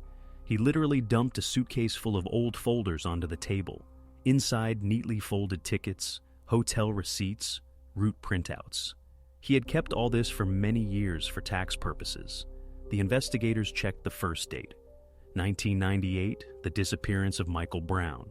David had tickets to Florida, a registration in a hotel in Orlando, and signatures and work documents. Further, 2001, the disappearance of Sarah Miller. At that time, he was in Texas, which was confirmed by plane tickets and an entry in his business journal. With each new date, the version of his involvement weakened. In the year 2003, when Joshua Kelly disappeared, David was in Denver, and that was even confirmed by colleagues who testified as witnesses. In the year 2004, during the disappearance of Christopher Lee, his signature was under a business report in Seattle. In the year 2005, at the time of Emily Roberts' disappearance, he stayed in a hotel in New Mexico. The receipt was preserved in the hotel archive. And finally, in the year 2006, when Thomas Wilson disappeared, the police had tickets for a flight to Chicago and confirmation of participation in an equipment trade fair in hand. Every trip was documented, and importantly, in several cases, the alibi was confirmed by uninvolved witnesses, colleagues, partners, clients. The evidence was so clear that the investigators had no room for doubt. David Vance could not have been physically in Rosewood on the days when the six disappeared. This turned the course of the investigation upside down. The most obvious version, the husband as the main suspect, was dismissed. Before the detectives now stood a man whose life was not destroyed by his hands. He became an involuntary witness and victim of circumstances. He lived for decades next to what was hidden in his own garden, but had nothing to do with it himself. Now the police had only one figure left, at whom all arrows pointed, the lady of the house, Eleanor Vance. After the version involving the husband was definitively dismissed, the circle narrowed to one person. At the center of the investigation remained the lady of the house herself, Eleanor Vance. For the police, the main question now was, what connected her to those whose names could be restored? The detectives started with the archives. Every old case was re-examined, reports, interrogations of parents, neighbors, acquaintances. In these stacks of paper, one name repeated too often, Eleanor. At first it looked like a coincidence, a small town where everyone knows everyone. But the deeper the investigators delved into the details, the clearer it became. Coincidence was out of the question. In 1998, when Michael Brown disappeared, his mother mentioned that he had been in Eleanor's group at the Sunshine Daycare Center. In 2001, when Sarah Miller disappeared, the family said that the girl sometimes stayed at Eleanor's house after school because her parents worked late. In Joshua Kelly's case in 2003, his aunt said, he was often at the Vances, especially in the evenings. She looked after him. All of this seemed natural if one did not know how it would all end. But in 2004, Christopher Lee disappeared, and he too was registered in her group. In 2005, Emily Roberts disappeared, and her mother admitted Eleanor herself had offered to take the girl for the weekend, to help out. In 2006, when Thomas Wilson disappeared, neighbors claimed, we often saw him at the Vances. He played in their garden. She was very warm to him. Together, this formed a direct line. All six were personally connected to her. No random person, no figure from outside. It was precisely this trust that made her invisible to the police all those years. But the most disturbing thing was not even the memories of the parents or neighbors. The clearest details were found in old reports with her own words. In Michael's case, she said, he was quiet that day, went home alone. I didn't notice anything unusual. In Sarah's case, I saw her near the store with a friend. That's all I know. In Joshua's case, yes, he often came by, but he wasn't at my place that day. These sentences seemed harmless when the investigations were conducted separately, but now that all six disappearances were linked to her own garden, they sounded like pre-prepared excuses. And yet, despite all this obviousness, the police had two serious gaps. First, there was not a single document or medical report that would explain why Eleanor might have acted this way.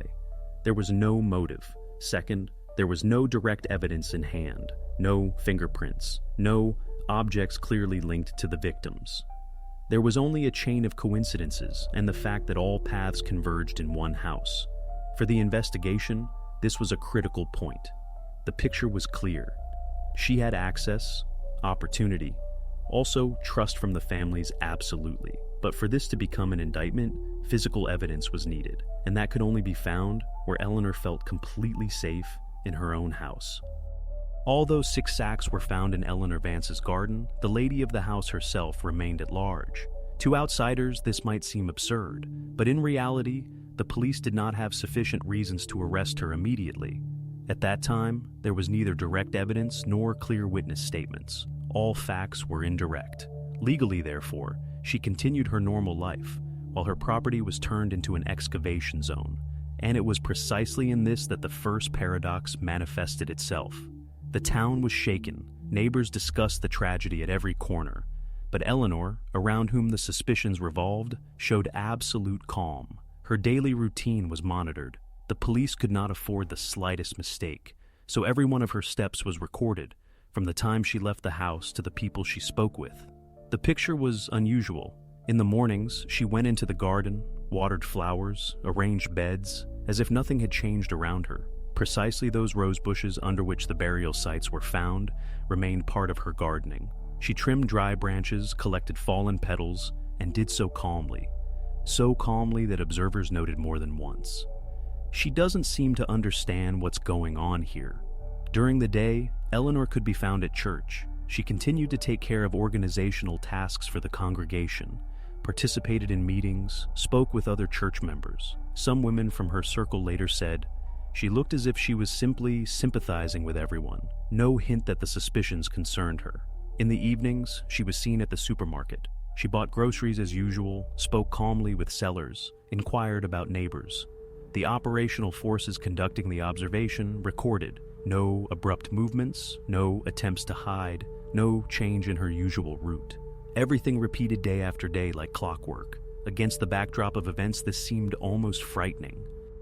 The town lived in tension. People didn't know whether to trust their eyes and their memory, because just yesterday they had considered Eleanor a model of righteousness, and she herself behaved as if she noticed neither the attention to her person nor the rumors around her. Soon she even agreed to a short interview for the local newspaper. Journalists expected to see a broken person, but Eleanor calmly said, "I hope the police find the monster who did this. For our town, this is a real tragedy." She spoke without a tremor in her voice, with the same even facial expression with which she had greeted parents at the kindergarten door for many years. For the investigation, this was a serious challenge. Normally, people under such pressure make mistakes. Some show irritability, some withdraw, some defend themselves too actively. But Eleanor did none of that. No sign of panic, no attempts to justify herself, no hasty departure from the city. Her life seemed to continue in its usual course. In the operational records from these weeks, dry lines are preserved, suspects' behavior stable, no deviations noted. But for the investigation, this did not sound like serenity, but like another puzzle. Why did a person whose reputation was in question show neither fear nor confusion? This contrast between the public shock and her personal serenity became an additional impetus for the police. Everyone understood. Behind this calm could lie the key to the solution. To get answers, one had to dig deeper, no longer in the garden, but inside Eleanor's house. It was precisely there that the investigators expected to find what could not be explained by chance or coincidence. The cause of death could not be determined. Forensic scientists noted this dryly and extremely precisely.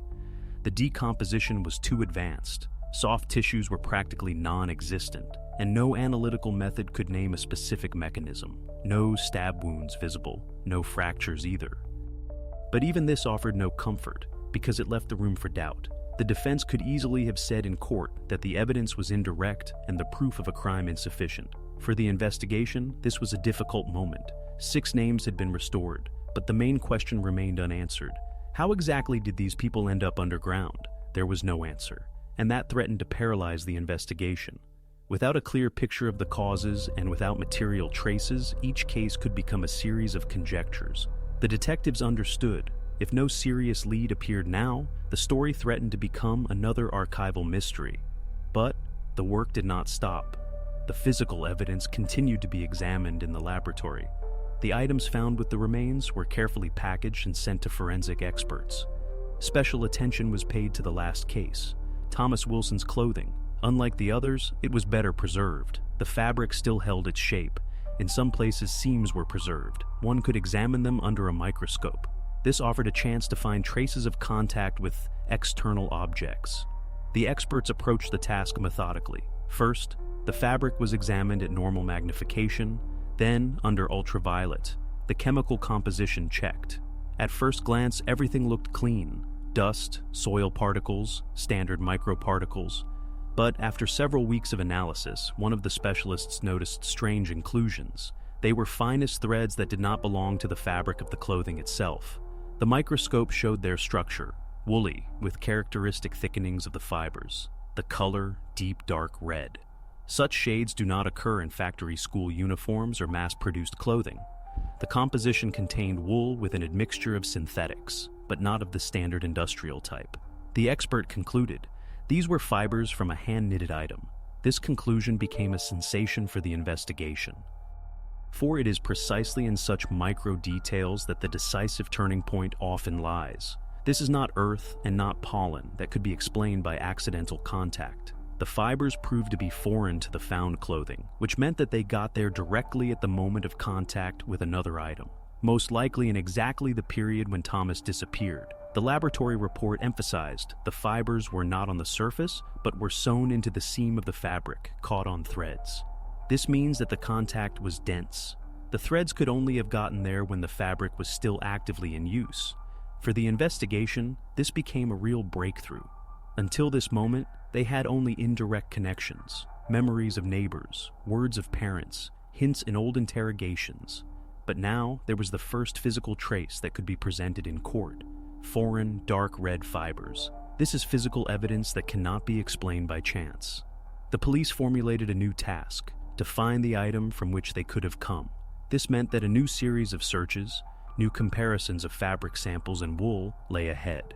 Every carpet, every plaid, every item in the Vance house had to be checked. And it was precisely this work that would show whether the lady of the house actually had a direct relationship to the disappeared. From this moment on, the investigation reached a new level. Now, it was no longer just about coincidences and trust in witnesses. The investigators had one piece of evidence that could link a specific item in the suspect's house to the last victim. And this was no longer a guess, but a material thread leading to the solution. The task facing the forensic experts was almost insurmountable. A single dark red fiber, caught on the seam of Thomas's clothing, had to be matched against thousands of possible sources that could be in the Vance house. This could be any fabric: the carpet on the floor, the curtain, the plaid, the scarf, the pillowcase, a knitted toy. Even old items stored in the attic became potential candidates. For the investigation, this meant one thing: literally every thread, every fiber, every fabric surface had to be sifted through to rule out random matches and find the one correct answer. The renewed search of the house was conducted with maximum meticulousness. If the first time the goal was to capture the overall picture, now the task was to collect all textiles. The rooms were searched layer by layer. In the living room, pieces of carpeting were cut out. Covers and upholstery were carefully removed from armchairs and sofas. All blankets, plaids, even decorative cushions were packed into separate bags. In the bedrooms, samples of bedding, scraps of old blankets were taken. In the utility room, a box of knitwear was found, which Eleanor, according to neighbors, had once made herself. All of this was also sent for expert analysis. The cataloging took several days. Each item was assigned a number. The packaging recorded the place of discovery, storage conditions, even the humidity in the room. In the end, over 300 bags of fabric samples went to the lab. According to one employee, such a volume had not been seen in the district laboratory in any case in the last 20 years. The comparative analysis lasted weeks. The fibers from Thomas's clothing were divided into micro-test tubes. Each microscopic fragment was examined under magnification. Its diameter, the density of the twist, characteristic thread defects were recorded. Then these parameters were compared with each of the hundreds of samples from the Vance house. Electron microscopes, spectrographs, and even infrared analysis of the dye were used in the work, all to rule out any chance of error. The results were initially uniform. One sample after another was examined and moved into the match not found category. Carpets did not match, different composition, curtains, different dye, sofa covers, different fiber structure. Even old knitted socks did not match. The yarn differed in thickness. By the middle of the second month, the experts had already reviewed over 200 samples, but the desired result was not achieved. And only when they got to the samples from the living room did the situation change. In the bag under the number 214 were threads from an old plaid that had been lying on the Vance's sofa for years. Its faded dark red color did not seem identical at first glance, but lab tests showed the opposite. Under the microscope, the structure of the threads proved to be absolutely identical to the fibers found on Thomas's clothing. Diameter, the characteristic hand twist, the composition of the dye and wool matched in all parameters. In the forensic expert's report, the sentence appeared that became the turning point for the investigation. 100% match found with samples taken from an old plaid from the living room of the Vance house. This was the first time that material evidence directly linked Eleanor's house to the victim. Now, it was no longer about indirect coincidences or memories of neighbors, but about a highly concrete connection. The fibers from the clothing and the fibers from an item in her living room completely matched. For the investigation, this was a real breakthrough. Decades of suspicions and conjectures turned into physical evidence. The house where Eleanor lived and received guests contained an item directly linked to one of the disappeared. Now it could no longer be said that this was chance or coincidence. The plaid from the living room became an exhibit connecting two lines, the found burial sites and the life of the Vance family. But the expertise did not stop there. After the match with the plaid, the forensic experts returned to the other remains. In the fabrics of Emily Roberts, the fifth victim, partially preserved traces of the same dark red fibers were successfully isolated. Even though there were fewer of them, this strengthened the conclusion even more. The plaid was used multiple times. For the police, this meant one thing. Now they had not only names and the burial site, but also a direct material link to an item located in the suspect's house. And this was already a level of evidence that could not be ignored either in court or in the eyes of the public. The next step was obvious. They had to search for what else the Vance house was hiding. Because if the fibers were the first key, then the rooms themselves could contain what would provide the final answer to the question of who exactly was behind this series of disappearances. In the course of an investigation, there is always a risk of focusing on one version and overlooking others. Therefore, the investigators were obliged to examine all alternative lines, even when the evidence with the plaid pointed to the Vance house. One of these lines remained the old suspicion against the Miller family. This case was number 2, the disappearance of Sarah Miller in September 2001. From the beginning, there was a conflict there. The girl's parents were going through a difficult divorce. Relations were tense. The father had long insisted that the mother supervise the daughter poorly. The mother, in turn, accused the father of possibly having taken the child deliberately for revenge. In the first months, it was the father who became the main suspect. He was even detained for questioning, but no evidence was found against him at that time. Nevertheless, the version of the father's possible involvement lingered for all these years. Now that Sarah's remains were found in Eleanor Vance's garden, the investigation was obliged to finally close this line. The parents were summoned for questioning again. Their statements were checked, every detail clarified, old documents, alibis, records reviewed. The investigators proceeded with extreme caution. A final conclusion had to be reached so that the defense could not use the old rumors about the family conflict in the future. The father again presented evidence that had already been checked earlier, but now was confirmed once more. On the day of the disappearance, he was out of state, at work. His reports, payment documents, and even witness statements from colleagues were preserved. The check showed neither parent could have been involved in Sarah's disappearance. With that, a point seemed to be made. But in the archive protocols, a detail was found that strengthened suspicions not against the parents, but against Eleanor. In an old interrogation from 2001, it was she who had stated that she had allegedly seen Sarah get into her father's car near the store. At that time, her words became an argument for the kidnapping version. Because of this sentence, the father came under even stronger suspicion, and he lived under pressure for a long time, although no evidence was found. Now, it became obvious that this information was false. Neither cameras nor witnesses confirmed her words. And most importantly, now that Sarah's remains were found in Eleanor's garden, her old statements did not seem like a mistake, but like a deliberate attempt to lead the investigation astray. For the investigation, this became another indirect piece of evidence. The parents were officially excluded from the circle of suspects. Their alibis were repeatedly confirmed without the slightest doubt. Eleanor, on the other hand, found herself at the center of this story for the second time, first as a witness who introduced a false version, and now as the homeowner in whose garden Sarah was found. This line finally solidified the main version. All alternative suspects dropped out. Every new discovery not only did not clear Eleanor of suspicion, but on the contrary, linked her name even more strongly to all 6 cases. And now the police had only one way: to collect as much direct evidence as possible from her house to finally focus the case on her. When the police already had the first direct evidence, the question of motivation became central. Why would Eleanor do that? The evidence pointed to her house, her belongings, her personal environment. But without explaining the why, the picture remained incomplete.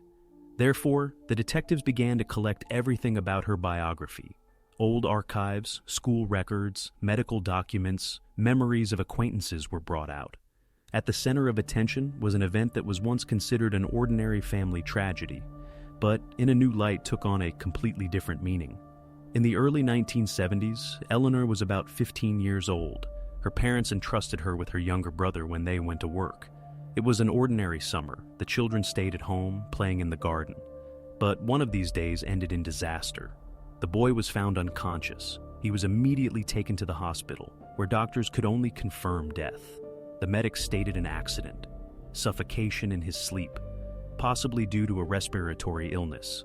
The case was quickly closed, and the family was left alone with their personal tragedy. At that time, no one asked additional questions. No one doubted that it was indeed an accident. But acquaintances remembered that Eleanor had changed greatly after this story. She continued her education, participated in city life, but her character became different. A neighbor recounted, "She used to be lighthearted, laughed a lot, could talk to anyone. After the story with her brother, she withdrew, became more serious, quieter." Another acquaintance who went to school with her said, "She always held herself upright, but after that tragic summer, she got such a cold look, as if she was constantly thinking about something we didn't know." Notes from diaries that were later examined by psychologists are also preserved in the archives. Strange sentences were found in them. For example, "Some cannot bear this world too soon, and perhaps that is grace." Or, "He left without pain, and perhaps it is better this way." In adolescence, such entries might seem like philosophizing, but in hindsight, they looked like the first signs of a distorted perception. Witnesses noticed one more detail. After her brother's death, Eleanor did not avoid childcare. On the contrary, she began to actively help neighbors, taking care of younger ones. Many at the time saw this as a desire to make amends, but psychologists later pointed out, it was precisely at this time that an inner scenario could have formed. She did not turn away from children, but on the contrary, made them a part of her life. And this later solidified her reputation as a caring and reliable woman. When the investigation commissioned a psychological profile, the experts drew an important conclusion. The trauma in adolescence could have laid the foundation for the so-called savior complex. This is a state in which a person convinces themselves they are not destroying a life, but protecting from suffering. The experienced guilt over her brother's death solidified into the conviction that he was freed from pain in advance. Over time, this could turn into a pathological attitude. Documents with this analysis flowed into the files. Legally, they proved nothing, but they helped to understand the motive. Psychologists emphasized, similar traumas sometimes lead to severe, distorted forms of thinking. A person can continue to live a normal life, work, build relationships, but internally, a false logic forms that justifies actions unacceptable in normal society. For the investigation, this became the first working hypothesis that explained Eleanor's behavior. She might have seen her actions as an act of mercy, a continuation of that very scenario that began with her brother's death. To the outside world, it looked like care, to herself, like salvation. Now the police had not only physical evidence and access, but also a possible motive. And this meant that evidence and psychology began to merge into one line. The next step had to be the search for items that showed her pathological attachment to each of the victims and recorded her ritual of remembrance. Eleanor Vance found herself in the status of a suspect for the first time. She was summoned for official questioning. The atmosphere was harsh, no friendly tone, no polite phrasing. On the investigators' table lay all the evidence that could be collected in months of investigation. Their task was simple: to present all of this to the homeowner's face and see how she would react. First, the interrogation focused on the general fact: 6 burial sites, all on her property. For any other person, this would have been a shock, but Eleanor behaved as if the news did not concern her. She sat upright, answered questions briefly and calmly. In her words, there was neither confusion nor justifications. She insisted the property had always been accessible, anyone could have access, and she herself was not involved in anything. Next, it went to the evidence. First, the expert opinion on the fibers was presented. The laboratory found a 100% match between the dark red threads on Thomas's clothing and the old plaid from her living room. For the investigators, this was the crucial moment, but Eleanor's reaction was again surprisingly even. She explained that the plaid had been in the house for dozens of years. Anyone who visited her could have come into contact with it. Children often sat on the sofa, covered themselves, played, and traces of fibers on their clothes should surprise no one. The next piece of evidence was a small box found in her bedroom. Inside lay small items: a hair clip, a single earring, a button, a keychain. For the police, these finds became a real breakthrough. The families identified them as personal belongings of the disappeared children. But even here, Eleanor's explanation sounded mundane. She said she often found strangers' things in her house. Children had dropped something, forgotten, lost. She put everything in the box to return it to the owners later. And so, it happened that some of the items remained. Every new piece of evidence presented was answered with the same tone. The police spoke of matches, and Eleanor replied with everyday details. Burial sites on the property. The property was open, the back fence had been damaged for a long time, anyone could go in. Fibers on clothing, old plaid with which many came into contact. Personal items, ordinary finds that no one claimed back. The interrogation lasted several hours. The investigators tried to exert pressure, repeated questions with different phrasings, pointed out the systematic nature of the matches. But Eleanor remained unshakable. She did not cry, did not justify herself, did not raise her voice. On the contrary, her calmness irritated the investigators even more. She seemed convinced of her innocence. In the interrogation protocol, the result was harsh and dry. Confession not received. The suspect denies any involvement. For the investigation, this was dangerous. The evidence was already beginning to coalesce into an overall picture, but the absence of a confession made the police's position vulnerable. In court, the defense could have built a line on her consistency and logical explanations. The case could have fallen apart if new discoveries in the course of the investigation had not soon emerged. Eleanor's explanation regarding the plaid seemed too convenient. She repeated, it was an old thing that had been in her living room for dozens of years. Anyone could touch it, sit on the sofa, cover themselves with it. And indeed, for one found match, this explanation might seem plausible. The defense could easily have argued in court that the fiber got there by chance and had no direct relation to Thomas's disappearance. That is precisely why the investigators understood. A second point was needed that would either confirm this version or definitively destroy it. A new, deeper, and more expensive expert analysis was approved. Attention focused on the remains found in 2003, i.e. 3 years before Thomas's disappearance. This was the clothing of Joshua Kelly. The condition of the material was critical. The fabric had turned into fragile rags, the seams disintegrated at the slightest movement. But precisely in such details, the decisive evidence could be hidden. The experts knew, if even one foreign fiber could be found, it would be a blow to Eleanor's entire defense line. The work lasted weeks. The specialists used the most modern methods available at the time: high-resolution microscopes, spectroscopy for dye analysis, infrared illumination to detect hidden threads. Every scrap of fabric was literally examined under the needle. Most of the time, the result was zero. The rotted fabric retained only its own fibers, and everything foreign had long since decomposed in the soil. But at some point, luck smiled on the experts. On the collar of the shirt, between barely recognizable remains of the seam, a very fine thread was found. At first, it was taken for dirt or traces of earth, but under the microscope, the characteristic dark red hue became visible. The chemical analysis confirmed the composition and structure completely matched the same plaid that was in the Vance's living room. The fiber was identical in all parameters: diameter, the characteristic hand twist, the composition of wool and synthetics, even the rare type of twist characteristic of hand knitting. For the investigation, this was a real breakthrough. One match that could indeed be explained by chance, but two matches, found in people who disappeared 3 years apart, turned the coincidence into a system. This proved that the plaid had been in contact with different victims at different times. It ceased to be an everyday object and became a tool of crime. This result was officially recorded in the laboratory report. The document stated in black and white: a match of fibers from the clothing of the victim from 2003 with samples taken from an old plaid from the living room of the Vance house was found. The probability of a random encounter is excluded. Now Eleanor's position collapsed. Her explanation about children sitting on the sofa no longer worked because it was about two different people who disappeared at different times, and both carried traces of the same item from her house. For the police and the court, this was no longer a hint, but material proof of the systematic nature of her actions. The investigators understood. Precisely this evidence turned their case into a full-fledged indictment.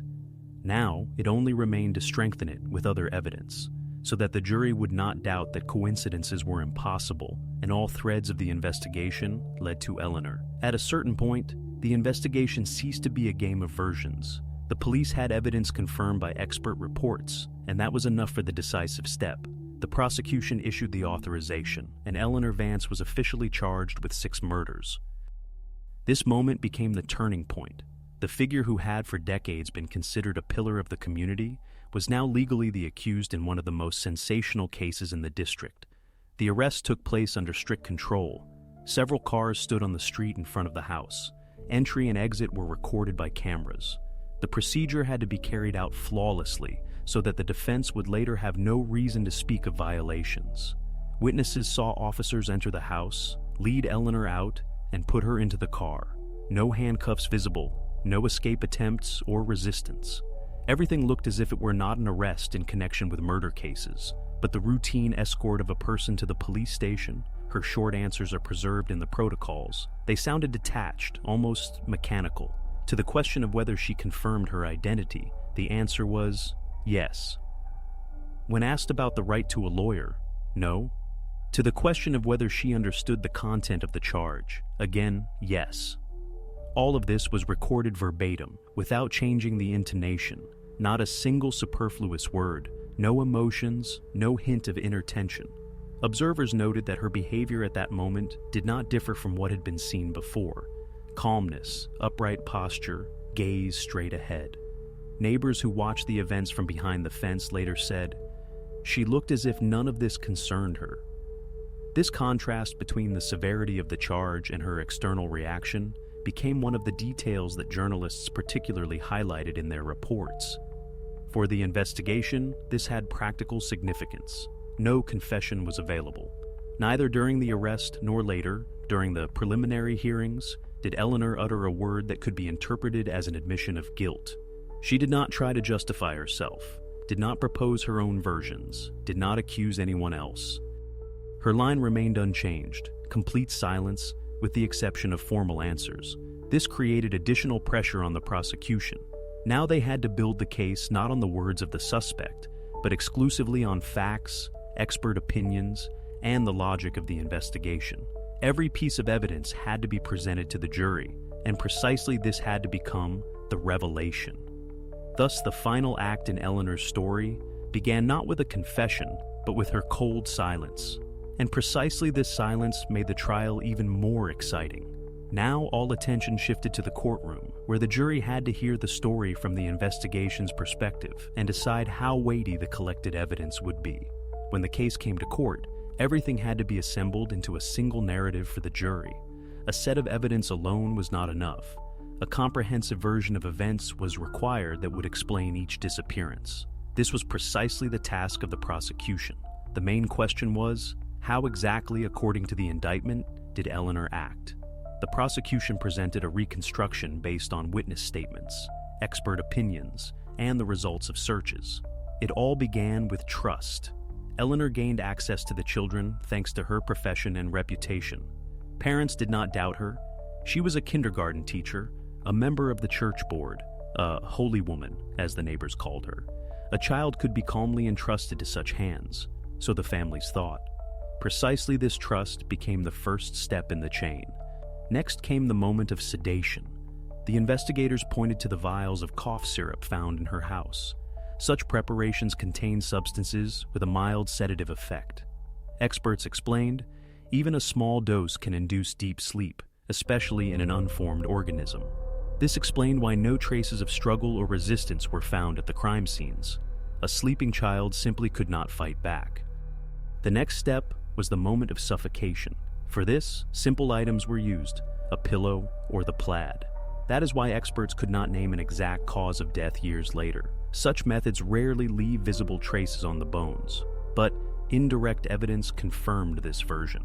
The dark red fibers of the plaid were found on the clothing of 2 different victims, and this linked all cases into a system. Then, the final phase began. Eleanor preferred to act at night, when the street was empty and her husband was on another business trip. This was a convenient scheme for her. No one saw it, no one interfered. The sacks wrapped in burlap were brought into the garden. Holes dug in advance were already waiting there. The burial proceeded quickly and methodically. To camouflage the location, she used a gardener's trick. She planted new plants. These were rose bushes, lilies, sometimes other ornamental flowers. The freshly dug earth quickly lost the appearance of a grave and transformed into a part of the well-tended flower bed. Neighbors remarked, "Her garden always looked perfect. We thought that was her pride." No one suspected what lay behind this ideal.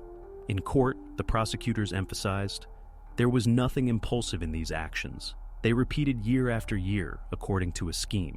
Sedation, suffocation, burial, camouflage, and that 6 times in a row.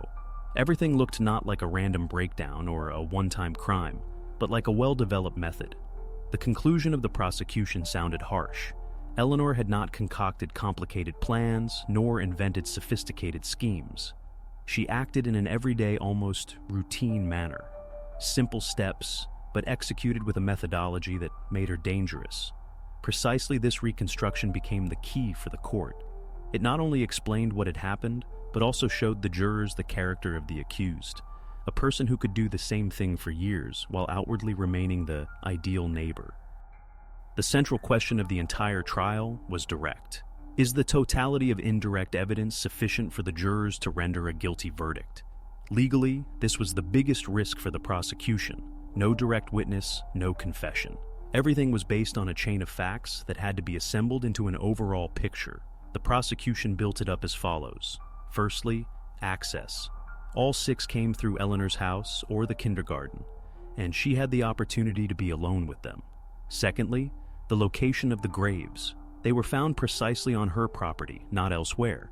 Thirdly, the trophy box, which contained personal items of the disappeared, identified by their families. Fourthly, the dark red fibers of the plaid, which matched the clothing of 2 victims who disappeared years apart. This, according to the prosecution, transformed individual coincidences into a system. The defense insisted on something else. All evidence was indirect. The land in the garden could have been accessible to anyone. The items in the box could have been forgotten. The fibers on the clothing could have gotten there by chance. And most importantly, there is no single piece of evidence that it was Eleanor who committed the crimes. The jurors needed 8 hours to reach a decision. It was an exciting day, with the entire courtroom awaiting the verdict. In the evening, the presiding judge announced the result, guilty on all counts. The judge merely solidified the result. The final wording sounded dry and harsh. 6 life sentences without the possibility of parole. For Eleanor Vance, the story ended the moment the judge's gavel struck the table.